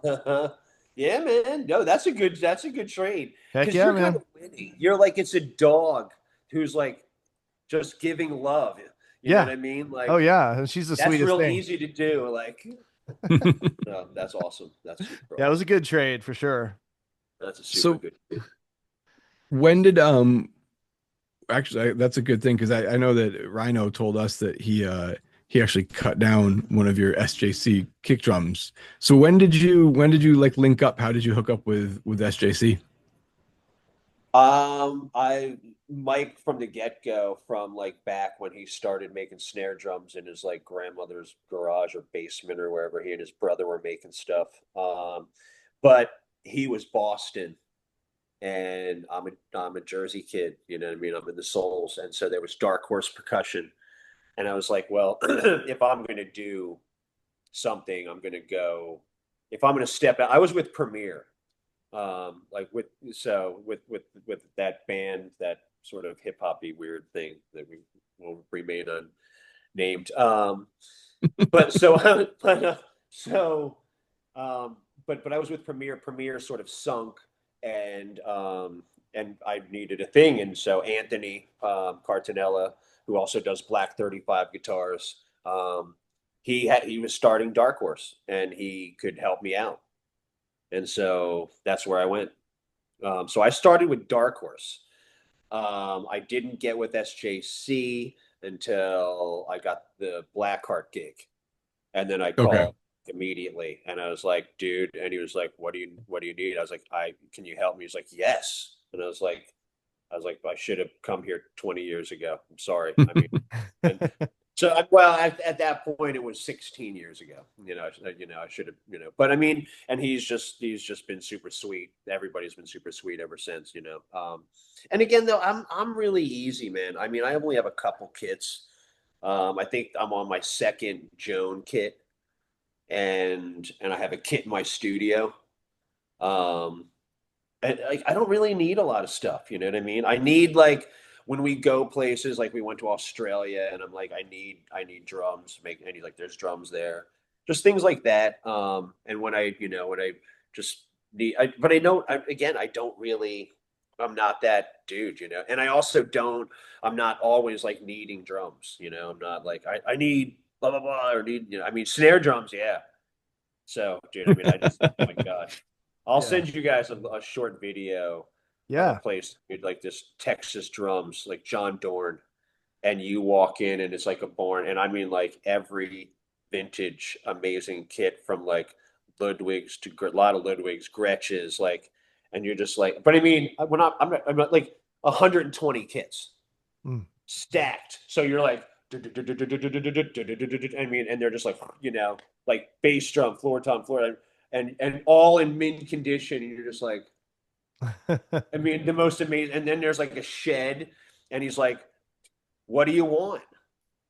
And you're like, "I don't," and then you're like, Like overwhelming.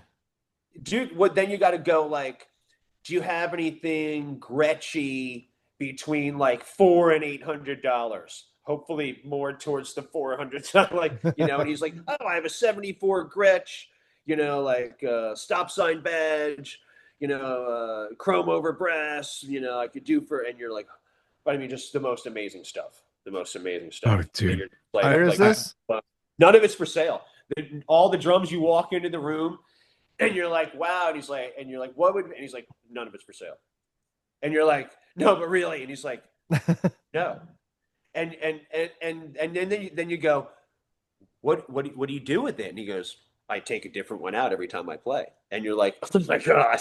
Like, I mean, and maybe one, like, I'm glad to know him, man. Like, and I'm gonna like, because like when the day that he wants to start offloading kids, I mean, I just went there with um Jake Summers, Luke Combs' drummer, Oh Mhm. and yeah. we were both like and there's like a sonar that he was like sending to this like Nashville, this guy near Z, and he's sending, and because Near's like a sonar guy, and he's like, and Near's like, what does he want for that? That's blah blah blah. And and Not Dorn's for like, no, sale. no, not at Where did all. you say No. he was?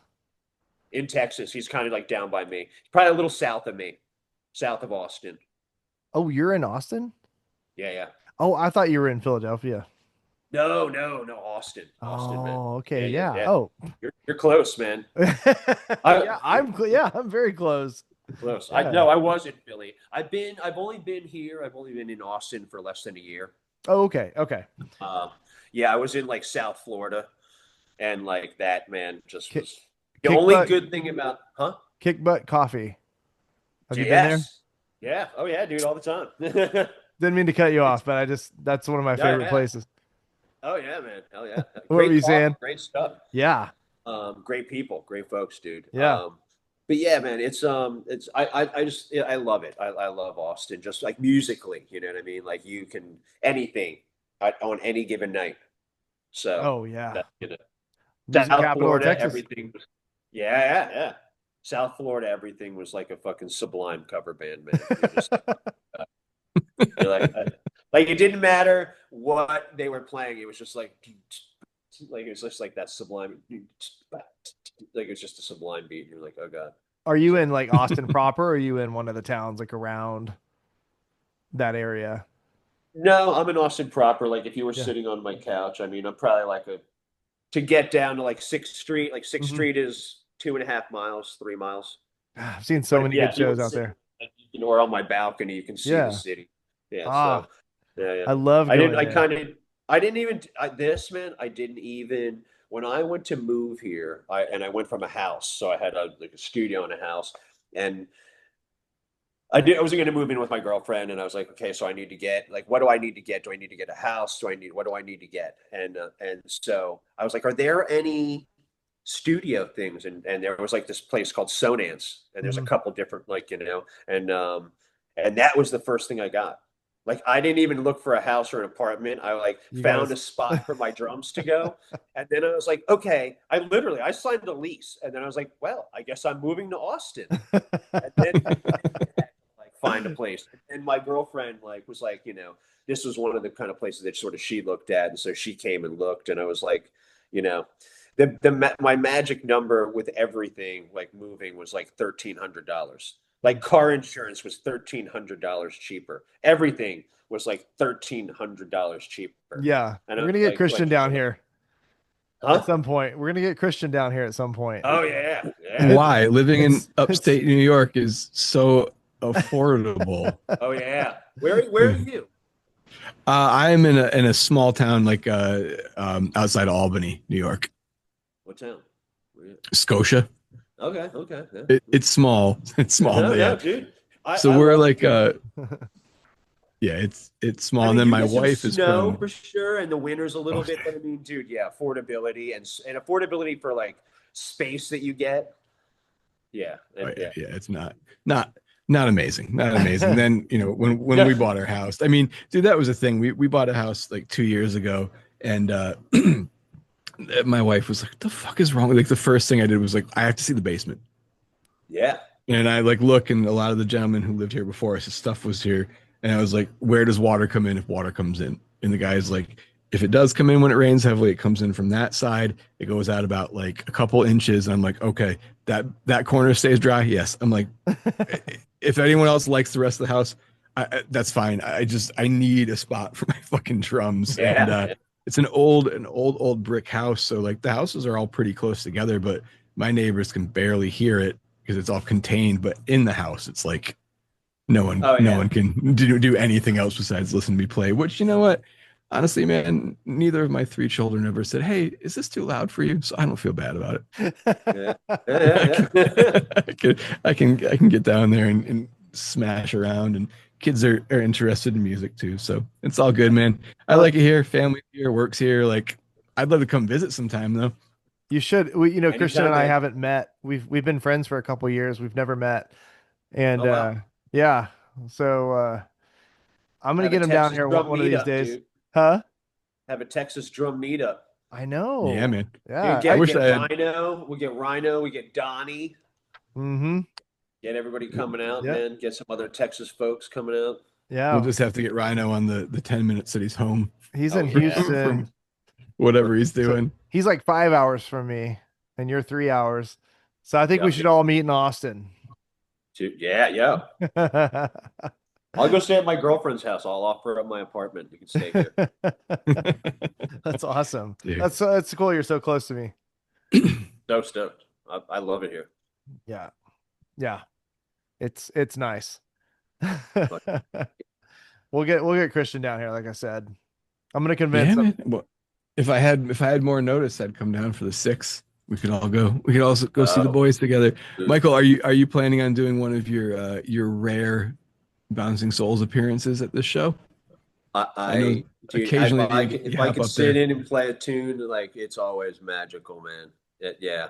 I mean, usually George, which is odd because George will be like, he'll like be like, "You want to play Gone?" And it'll be like the last song or something. I'll be like, "You want me to play?" He's like, "Yeah, because I want to come out and like have a drink and smoke a cigarette and sing." And I'm like, "Okay, okay, like, yeah, yeah, dude. Yeah, if I can, if they're like, yeah, sure. Like, I mean, George is all they never care. Like, you know what I mean? Like, it's never that's not a thing. It's George, and George is more like, you want to play? You want to play? Well, dude, I mean, George is like the king of like, dude, can I play True Believers? There's always the kid with the Yeah, yeah, sign. yeah. I swear one day it's gonna be like that the with the I can't believe the Bob Dylan video where some guy's gonna be like, George, let me play this song. Let me play this song. Actually, can I just do the whole set? You're out of the band. I'm the fucking drummer now. Get out of here. Like, that's how Bouncing Souls find their new drummer if they ever get one. It's just Exactly, some dude in exactly. the crowd. Holy shit. That's Man. funny. Hey Matt, have you been keeping track of how long we've been going here?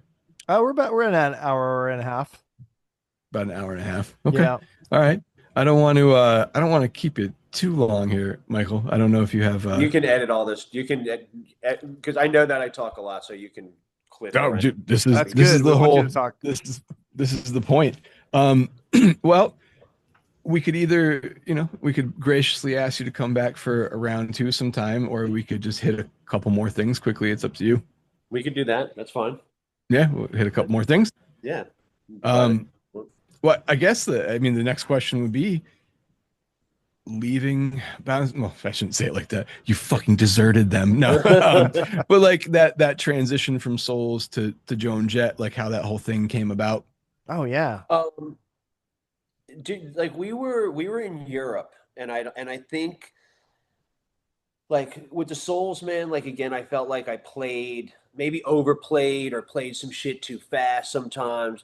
But like towards the end, man, we've sort of like, I don't know, just sort of set into this like thing, and it was like such a great like I'm not sure I've ever had a better time playing drums, man. I mean, it was just like and just them, and we all knew each other. We all got along really well. You know what I mean? Like so it was just this wonderful thing. But at the same time, man, we started to like we were kind of taking breaks and not doing as much touring or doing things like and you know Pete then started with the Little Eden.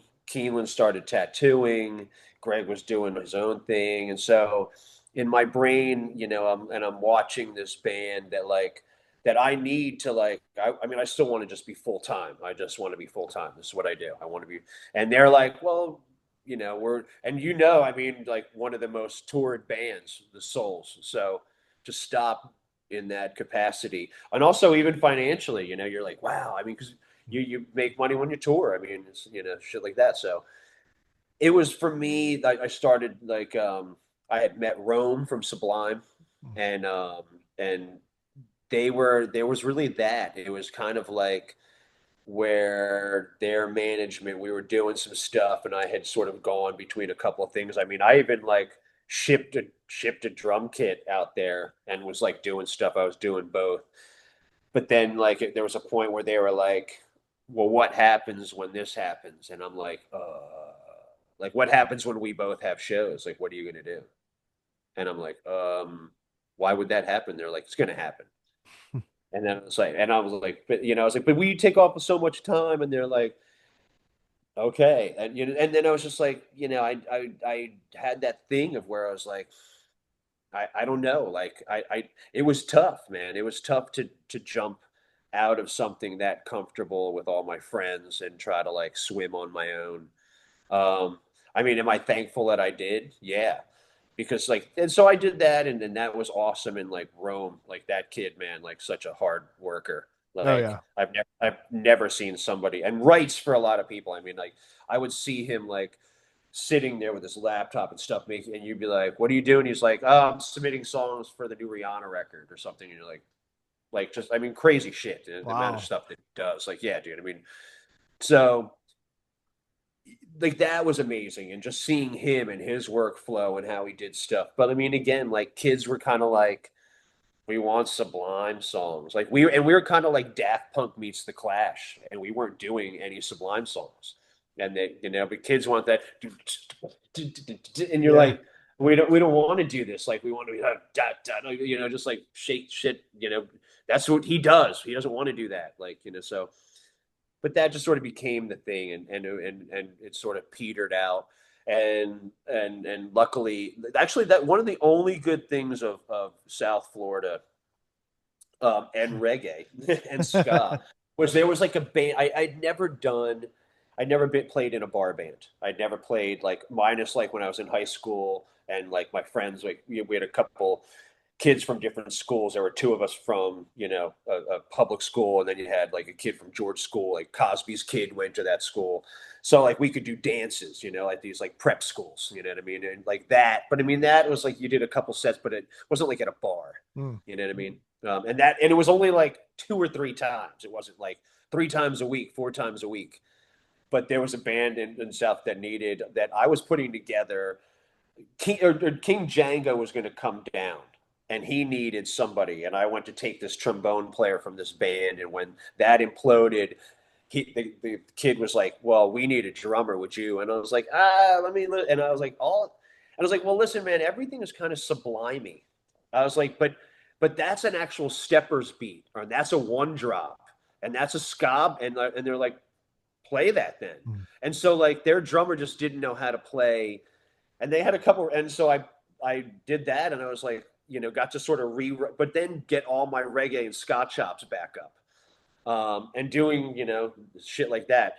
And then but thankful, like, again, like not being in the Souls, man. So I got a call from, like, there's a call on December, actually, was it Christmas, the day after Christmas? Maybe the day after Christmas, the 26th. And it was Kenny Laguna.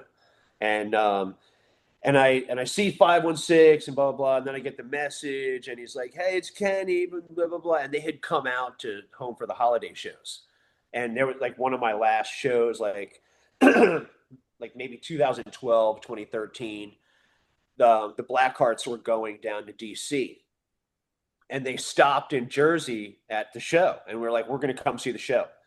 And so we hung out. Joan and I, did our thing, and she'd be like, for like a week after that, she's like, dude, even that night, she was like, fuck, dude, you were on fucking fire. You're on fire. And I was like, and she's like, dude, if I ever need a fucking drummer, dude. And I'm like, that's nice for you to say, you know what I mean? But I mean, we met in 2006 Warped Tour, where I took the Rhino drum. The Mhm. Blackhearts were on that Warped Tour, and we were on Okay. the same main stage. So she and I became buddies all summer long. So we had maintained this like friendship of like, uh, you know, when she's in town, I'm in town. You hang out, and so it was just nice. Anyway, cut to then 2015, and day after Christmas, and Kenny calls, and I hear the message, hey, it's Kenny from the Blackhearts, and I was like, oh, he just wants he wants tickets to Home for the Holidays, and he doesn't know that I'm not in the band. And so when I call, right, so that's, I mean, I'm not thinking anything above that Yeah. at all. Like, not one bit am I like, oh, they need a drummer. They want Home for the Holiday tickets, and they know I'm not in the band. So I call him back, and he's like, hey, I just talked to Brian. And I was like, I knew it. I knew it. I knew it. Like, and he went, I was going to see if we could borrow you, but Brian said you're a free agent. And I was like, what? Like, and so, yeah. And that's really how it started, man. Like, I came in like that, where they just from, and we all know, being half the thing is you're only playing for, you know 20, you're hanging out for 22 hours a day, 23 hours a day. You have to be able to hang out. Like, you can't always just rely on, but I'm a good drummer, right? Like, Yeah. no, we need to know we can eat dinner with you, and you're like a Right. human. Yeah. So there's shit like that, and it's just, yeah, man. So I mean, I'm coming up on 11 years now. And what was that? Was that first show a little like? Did you have like a huge task of like, Dude, do they were you learn all this they by I this had a time? couple that were daunting. Mm. Yeah. I had two shows. Maybe the first one was good. Second one was a little spotty. And then they were going out to do a crazy big party, like a I like uh, I don't even know. I don't even like Yves Saint Laurent party or something in LA, and they had to do 6 songs, and there was a huge known heavyweight drummer, studio session motherfucker, plays with everybody, dude, which will remain nameless, who was tasked to play those 6 songs with. Is that his name? What part of remains nameless? Don't you? And so He didn't Come say on, it. man. and He didn't say it. so I I I I I I I I have not said anything. I, Matt has said I, stuff, I and I said have it. not. I said it. I've said nothing, and so yeah, that didn't work out well. Worked out really well for me Yeah. because they were just like, I mean, again, that's where you can be. And again, I'm not. I think he was way that person, he or she, they, them, whatever. um, it, you can be over rehearsed. Mm. You know what I mean? You can be too rigid, and like and there's something to be said for, and whatever, man, like read the room, like in what I mean, in any situation that you're in. Yeah. And like that for me, like it took me a second and a half to be like, oh, watch Homegirl. Mm. Watch Homegirl. Homegirl will tell you. But I mean, I also sort of knew that from spending an entire summer watching her. You Right. know what I mean? Like, so I kind of had an idea. And I mean, even people like Keeneland would be like, dude, she's a tempo nut. She's going to kill you. And I was like, I'm going to be fine. He's like, watch. Well, and so, but yeah, there was that. I sort of like shit the bed. I didn't really shit the bed actually, but I mean, it's just not one of my greater shows, maybe in Connecticut. And I came home, man, and they went out to LA. And luckily we both over rehearsed, but I over rehearsed in the right way. And Yeah. so then they came back, and they were like, and I went to do another rehearsal. And yeah, I had just been like, oh, do your homework, like. Hmm.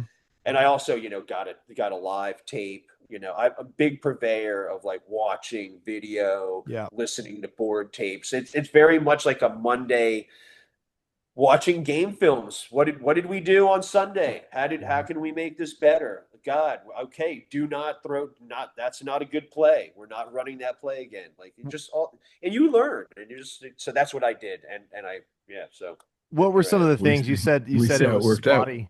You said it was What'd you say? spotty. What was spotty? Was it like a tempo thing or just a feel Probably. thing? I mean, yeah, maybe that, or even just parts watching her more. I Mm. mean, she is more that. She is more. There's a lot of like, I'm watching everything, man. I Yeah. mean, I need to watch this hand, but I also need to watch this hand. You know what I mean? Hmm.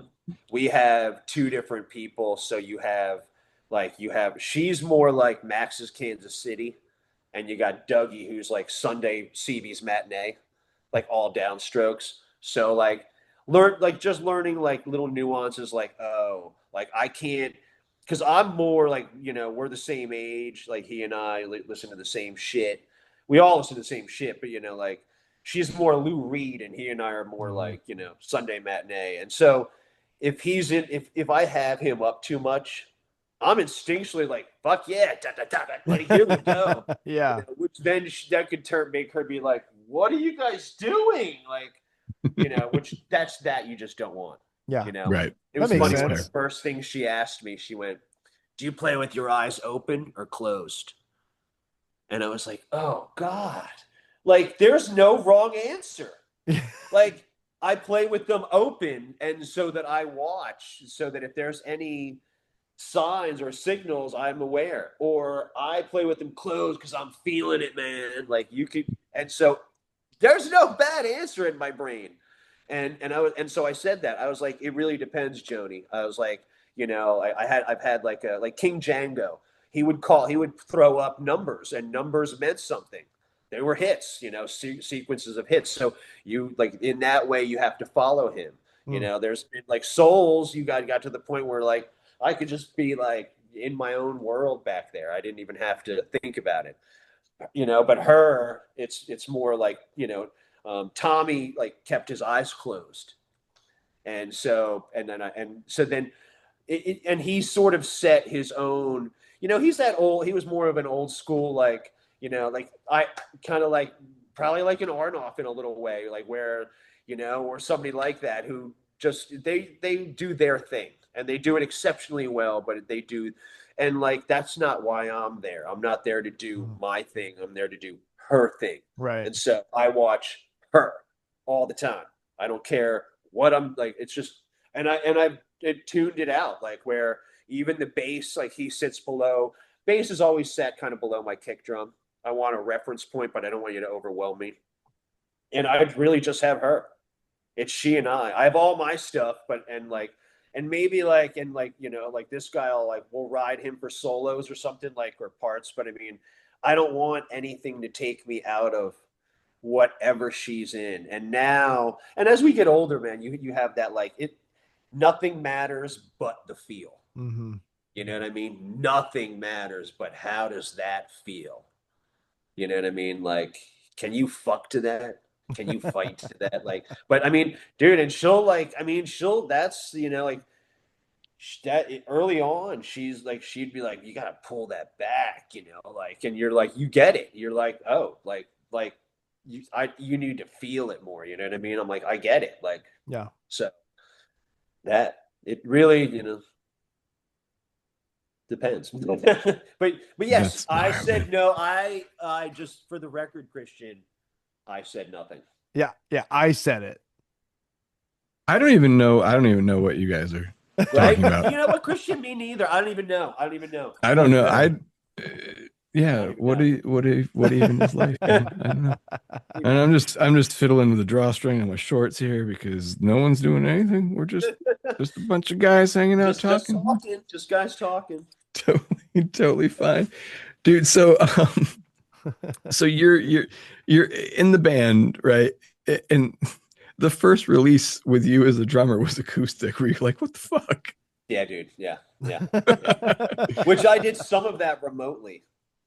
Like there, I Oh, mean, that's right. yeah, like there were, because there were. I went up to Germano's, which is like the old power station, and we did, I did stuff. But then, like, I would be after that, like they would be like, I remember being home on a Sunday once and like getting a call from Kenny, and he'd be like, I need like a shaker and tambourine, and I'd be like, okay, no problem, and I would just go in my room and like, do it and like send it, and like then I would get like a message late, a little bit, thank you, so it's like, it's I love them. I love him. He's an invaluable like asset into my life, of just like, both of them. But I mean, even like my growth as just like as a drummer, and the drummer that like I want to be, being the drummer that you need, all of that, and it's just all vital. And it's just, I think as a musician, you want to, or if you want to be great, you want that progression, and you want to learn. Every day. I mean, I'm in my space every day, Mm-hmm. and I even like have a journal where like I'm like, it's dated, then it's timed, and then it's even show like if it's I'm at practice, so it's like sonance and a P, but it could be like G and like gig, that would be a gig, and it kilograms would be kg, Blackheart be, what I mean, like I just, because I want to know like what of, but it also keeps me, especially with rehearsing, it keeps me on my toes a little bit more. And even I'll tell you, the other good one is, it's kind of stupid, but the Apple Watch, like Yeah. I like that, because it's a little, it gives you more, but it keeps you like, if you're like, when I look at and I'm like, oh, I've been here from 10 in the morning to 12 o'clock, and then it'll be like, but it'll be like 93 minutes. And it was like, oh shit. So you sat idly for 27 minutes. Like, where'd the 27 minutes go? Like, what were you doing? Like, it Yeah. holds you a little more accountable, where you're like, whoa, I need, like if I write 10 to 12, I want to see like, you know, I don't know, I Yeah. want to Yeah. see like Mine over would say 100. it's time to get up and move. Yeah, That's a man. great I idea. need I want 110 minutes. I want something, I get it where I'm going to stop and have coffee or do something, but I mean like I want to, Yeah. be held accountable a little For bit more. sure. I need to put my Apple Watch back on. I Dude, got right? tired of it Right. holding me accountable for not doing anything. I'm with you, dude. I'm with you. I'm with you. Well, it's Sometimes great. I purposely leave it at home, and I'm just like, I don't fuck you. I don't care. I don't try to tell me. I'm not. And don't tell me what bedtime is. Don't tell me it's that I'm in a Yeah. loud environment. I know I'm in a loud environment. Apple Watch. I get I it. know that's what it every time I play, but I love watching my heart rate, seeing what Dude, happens. that's another good dude. There's a great study that the BBC did years ago, and they used Clem Burke, and I'll find I the read thing. that. Did you read that? I And read and that he was study. like, yeah, Hmm. and like he went over 140, and they're talking about between the 140 and like 180 or 170 or something. That's like pro athlete. Hmm. And like when we play BR tunes or some Descendant shit, like your shit's running in the 160, man. I'm running up there. Like so you're like, wow, like it makes you It's feel good, you know what I mean? it's crazy. I always think about this. I can play these like insanely fast songs, play whole sets, all this stuff, but then I'll like walk up my stairs and I'm like, oh, but I'm not winded when I play the drums. It's so weird. It's like over the Yeah, last 31 years or so of just all that conditioning of doing yeah, this one thing while sitting down. You're so yeah. conditioned to it, but doing something else that you don't. I mean, I guess you go upstairs all the time, but I don't know what it No, is. no, I'm with you. I I'm with you. I do When gotta I got say, to take man. my recycling out and I go down 4 flights and come Yeah. Oh back up, jeez. I'm Yeah. like, oh my God, that's Well, crazy. I think Fun. we could all rest in peace, Clem Burke, but I think we could all get our cardio into that Tom run on Dreaming. That's like, dude, Oh, dude, yeah, man. that track is like a fucking masterpiece. Like, Yeah, dude. I don't think Yeah. I don't know if the average like Blondie casual fan really understood how fucking good of a drummer and Premier guy Yeah, too. yeah, Like yeah, he yeah. rode with Premier right up until Yep. the unfortunate end, man. Yeah, I that not a lot of those, celebrity, but that fucking that hit me when we lost Clem. Oh, That dude. fucking stuck, Yeah. dude. Just a great like that. Like he figured out like how to be Clem and like where he sat. And like, dude, there was a couple we did a Price is Right party. And he even yeah, we even got name badges. The name tag, yep. Which is awesome. But he was there and he was sitting in there's this all girl band, the Darts, that are fucking awesome. And he sat in with them. And that was cool. And then one of the last times I saw him, we were doing something somewhere and he was playing drums for the Romantics. And so I got to Really, see him again and hang out with him a little bit. Like, and he's always just like great to see him. And I mean, just great to watch him. You know what I mean? But just even being near him, he's one of those dudes. He really like, he's that like last vestige of like actual rock star. Mm. You know what I mean? Like when people talk about that shit, you know what I mean? Like, and it's funny, man. Like, I know my boss is one for sure, but like none of us in the Blackhearts think that we are at all. Like, and you can't. I mean, there's a couple, like yeah, Billy Idol, you're a rock star. The rest of Mm. your band, Steve Stevens, okay, I'll give it to you. But like, you know what I mean? Like, there's like a last vestige of people, and but even people like that, like Joni, like they did that Yeah. commercial with with Rocket or something with that rock star thing, and like who's a rock and just and it because it is like it's so stupid because you're like it's I don't you know what I mean, like there's very few people that I see, and again we get fortunately I get to sort of like play with those people, like we play with like Def Leppard or like Motley Crue or like Heart or something, and you're like wow, you're like holy shit. I remember like listening to Barracuda on my sister's bed. Yeah. I mean, like listen to this and being like, holy crap. So there's a couple, you know what I mean? But like Clem, very much that, very much, but very so kind, but exuded that like, you know, and you're like larger than life, and you appreciated that. I mean, takes a lot to be that dude. Yeah, dude. I always if all my hair didn't fall out, I would be rocking that Clem Burke haircut too. Dude had a good head of hair and a cool fucking haircut too. But That's the I don't first know if thing I I could have think pulled of it for off. some reason. Oh, dude, Right? And a great just what a drummer up to the end, dude. Yeah. Like and a never Ramon briefly, never like right? saw him and were like, oh, dude, God, Yeah, what are you doing? You Yeah. yeah, know, and like briefly a Ramon as Yeah. well. yeah, Yeah. I saw some video of him right before he passed away, and yeah, you're right. Like, good till the end. literally, like never a point where you're like, God, man.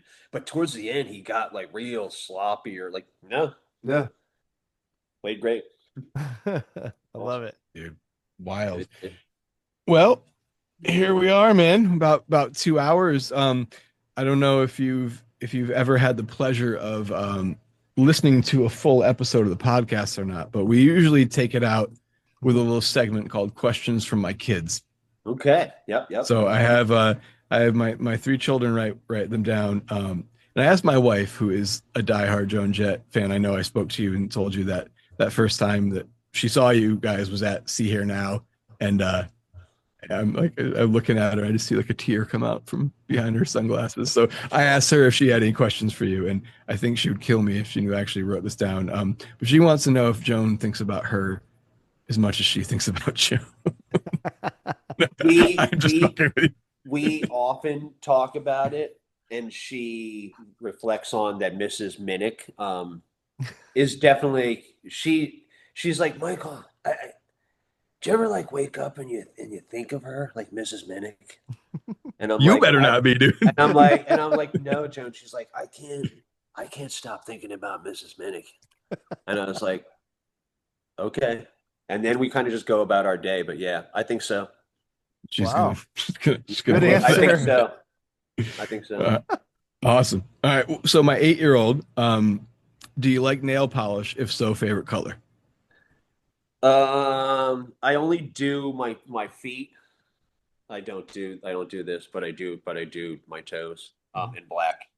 Black? Or red, black or red. I could do red, but mostly black. I mean, once you become like a Blackheart, you're kind of like, okay. That's fair. That's fair. So no light blue. She was wondering specifically if light blue was a good color for you, but Oh, and we all got our own thing, you know? yeah, I would. Totally fine. Totally fine. Okay, like a Um, robin's egg. yeah, That's a good color. kind of Cadillac-y, old, I'm sorry, old Okay. Chevy kind of be nice, you know? Tell her that I will reconsider.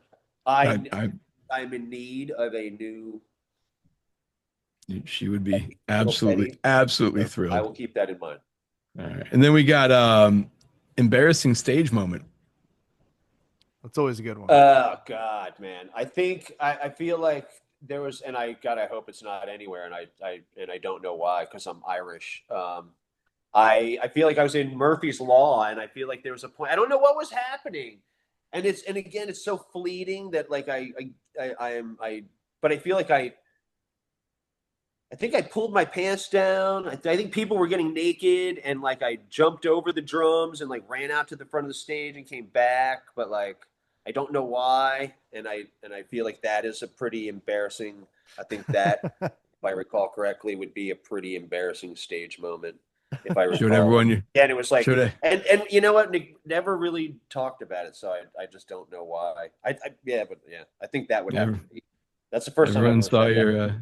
everyone saw your drumstick that night. Okay. Yeah, yeah, And yeah. your shakers. All My right. Irish shillelagh. And then oldest wants to know out of all of them, what's your one favorite drum if you could only keep one drum? If I could keep one drum, wow. Um, and only out of like just because it was like my first like real when I first got a drum set, I would probably keep my like Tama Swing Star, my my snare drum, just out of like sentimental value. I mean, I want to say, I would like to say, honestly, like seriously, I can't tell you. Like, I'm not even trying to like like Rhino, that modern classic. Hmm. is like one of my favorite snare drums that I've ever owned in my life. I can't begin to tell you. And I have a Brooklyn Standard up that I've had like on my kit for like a week now that I can't like. I want to change it every day, but I sit down and I'm like, oh my god, and like and I'll be like, wait, what's that? And I'll be, oh no, the snares are just detuned a little bit, and I'll crank the snares up, and I'm like, oh, there you are. It's Or so like, funny, right? How you like find that snare drum and that's like dude, once and you I gotta, find the one that sounds good, you don't really the other ones aren't as dude. important anymore. Yeah, man. I mean, so, but I think the sentimental value of the Tama drum would be just because I was like the first real. I mean, I had cheap other stuff, but Mm. yeah, maybe I like the one was like actually my first drum kit. There was like a mismatched weird thing, and then the floor tom, which I don't even know. I know that it was like a marine pearly, but like more yellowy Gretsch. This is the floor tom, and I didn't know it. I mean, I guess I knew. I was like, it's a snare drum with no bottom head and no rim on it. But it was like a Gretsch round badge. Who knows? I mean, I'm sure it was like a motherfucker of a snare drum if you just put it together again. And I'm sure, Yeah. I'm sure people would be like, oh, like if I took it that to John, the Texas guy, he'd be like, this is a 1962. Like, I mean, it was a wicked, but that was the floor tom. Hmm. That's So like I that's would I, amazing. I always think of that drum all the time where I'm like, God, what was that drum like? I know that it was amazing, but I was like, I don't even know what this drum is. I'm a little peckerhead. I don't know what I'm even doing. Like, and Oh, so dude, yeah. Yeah, I had a little conversation with Stefan from Descendants about like all the cool vintage stuff that wasn't quite vintage yet when I first learned how to play, like that I passed on for the dumbest, shittiest gear. Oh, I wish I could have it all back. But you know what, man? At the end yeah. of the day, it's all just stuff. There's always going to be more stuff. Speaking of Family, of gear, friends. though, we really quickly and did I see it on Punk Rock Drummers somewhere? I think I did, but it's where somebody was like, "Isn't it funny? Like get that like old Descendants that gray tone that the drums were, the amps were, the guitars were. Now that's like everybody's favorite fucking guitar or everybody's favorite car color. Oh, I don't know the if you guys Battleship Gray. that battles, dude. You see, and you're like, that's just Stevenson's drum set going by me. Like Yeah, Oh, Honda's whole that's new line that's is all that's that. the that's like, dude. When you City Gardens, man, everything, the guitar amps, the drums, the bass amp, the yeah. guitar, like it was Hmm. all that gray. That's what That he Was was that what playing at that little show that I went to help him out at. Was that really. Battleship? Yeah, he was playing that old Battleship Gray kit. Oh, but like the old one. No, I don't think it was like. I think that one may be in the museum. Right. The one he got like a redone or a redo for like from DW or something, right? I don't. This thing was. I mean, it had wear and Oh, tear really? all over it. It looked like the original. That I even asked him. I was like, "Is this like your original?" He's like, "No, no, this is just another." He kind of dismissed it. He's like, "This is just another something." I forgot what he said it was. Oh no, it was a. What was that? I think it was an. Was it an SJC kit? I think I May posted. oh yeah, maybe. I think it was an SJC. Remember, Christian? I posted a picture of it. Yeah, yeah, yeah, yeah, yeah. It was, yeah, it Oh was. But it wow. was Battleship Matt, Gray, and it was like torn to pieces. I mean, not torn to pieces, but like Yeah, everything was rubbed off youth. of it. Yeah, it Yeah. looked really Wow. old. Wow. Gotta ask Rhino. That's cool, man. I saw him play I, that that's kit in Dallas though in 2000. He had that Battleship Gray kit, like that original one, I think. yep, yep. And he had a hi-hat that's over on the wild. right side, which was odd to me. Dude, because wait, he had bursitis. Oh, is that what it He had, was? he had bursitis in his shoulder, dude. I have that Tama X hat, Mm, and that's why I have that. and not really? and not the X hat with the cable, not Uh-huh. the cable hat at all. I had to get another one, dude. I, Mm. I went immediately. I went immediately and got that X hat, and that X hat is still up. It's on every kit. Was that after the problematic tour? I don't know, but I know that like whatever he had again bursitis in his shoulder, Hmm. so like this kind of hurt, Yeah. but this was like That's smart. Yeah. You yeah, go right like from that your just hi-hat to because your you can ride. feel that when you do that, you feel this tension, you feel the pull. But Yeah. here and again, like and he's already over here doing this anyway. So Yeah. it's just sort of like that. Easy It's like a little transition. wrist switch. Yeah. So yeah, but that I have that. I have that. I'll have And to I send you have the some. old. I have two of the old ones that have the dial on the bottom. Like Oh yeah. yeah. So now it's a weird, like even the ones that I use with Joan, there's like a flick, and you kind of only get there's a little bit on the bottom, like a little bit of a dial they brought back, but it's not the same way. Mm. Where like the old ones it had a bar even, like Yeah. what Yeah, I yeah. had. Yeah. And so you could fully dial that up, like open or real close. Now it's kind of like you get like click, click, click, or it's, but it's Mm. not like shh, Yeah. it takes a lot to get that. So, but yeah, dude, the old ones. Oh, I got two of them. Dude, Woo, I had a nice. remote, like the proper remote with the cable, like way back, like when they first came out. Dude, the lag on those things back in the day. Oh, Or really? maybe it was just a shitty one I had, but like Yeah. you'd take your foot off the pedal and then it'd be like, no, it's not. But came up with some interesting patterns on You'd be accident. like, that was a whole course ago. I've been waiting. Oh, it just flies off and I sends it never up in had the one of air. those. I never had one. Dude, They're well, fun. It's bring good. one It's to nice to have Dallas, those man. over there. There you go. Hmm. Oh man. Well, dude, Gentlemen, I we thank you. kept you for 2 hours, man. Seriously. Thank you so much. I cannot thank you enough. This has been fucking awesome. And Yeah. and Yeah. anything you ever need, or if I'm at, like next time we're in Dallas, dude. Seriously, you got to come out. I'll send you my Upstate New number. York, dude. Yeah. Are you near? Are you near Woodstock at all? Where are you? Near? Me? Yeah. Yeah, Woodstock's was about an hour. Yeah. That's what I thought. Yeah, Albany. Yeah. it's not Yeah. too You should far. because So, we're always up in Bethel. Like you should come out there or something. dude, I'd love it. And if for some reason next time that happens, I mean, my primary, occupation is tattoo artist. I see you got some blank spots on you, Couple of man. things. Yeah. If you're ever in the area, want to get something done, please let me know. It'd be great. Yeah. I Have got some That's lunch. funny. I have a bunch of like Oliver Peck stuff. Oh yeah, he's in Dallas. Yeah. Yeah. Yeah, Yeah. he and my cousin Tanner are good friends. Um, I met him a couple times, but yeah, he seems like a cool guy. He is we there I feel like I kind of lost him a little bit like politically. I feel like we sit on two different sides of the fence, and like there was like a point that I was like, "Come on." And he was like, "What?" And I was like, "Oh, come on." So, Albert, I'm Oh, sorry. I want to be your friend. I don't We know. shouldn't let what's happening get me stuff. I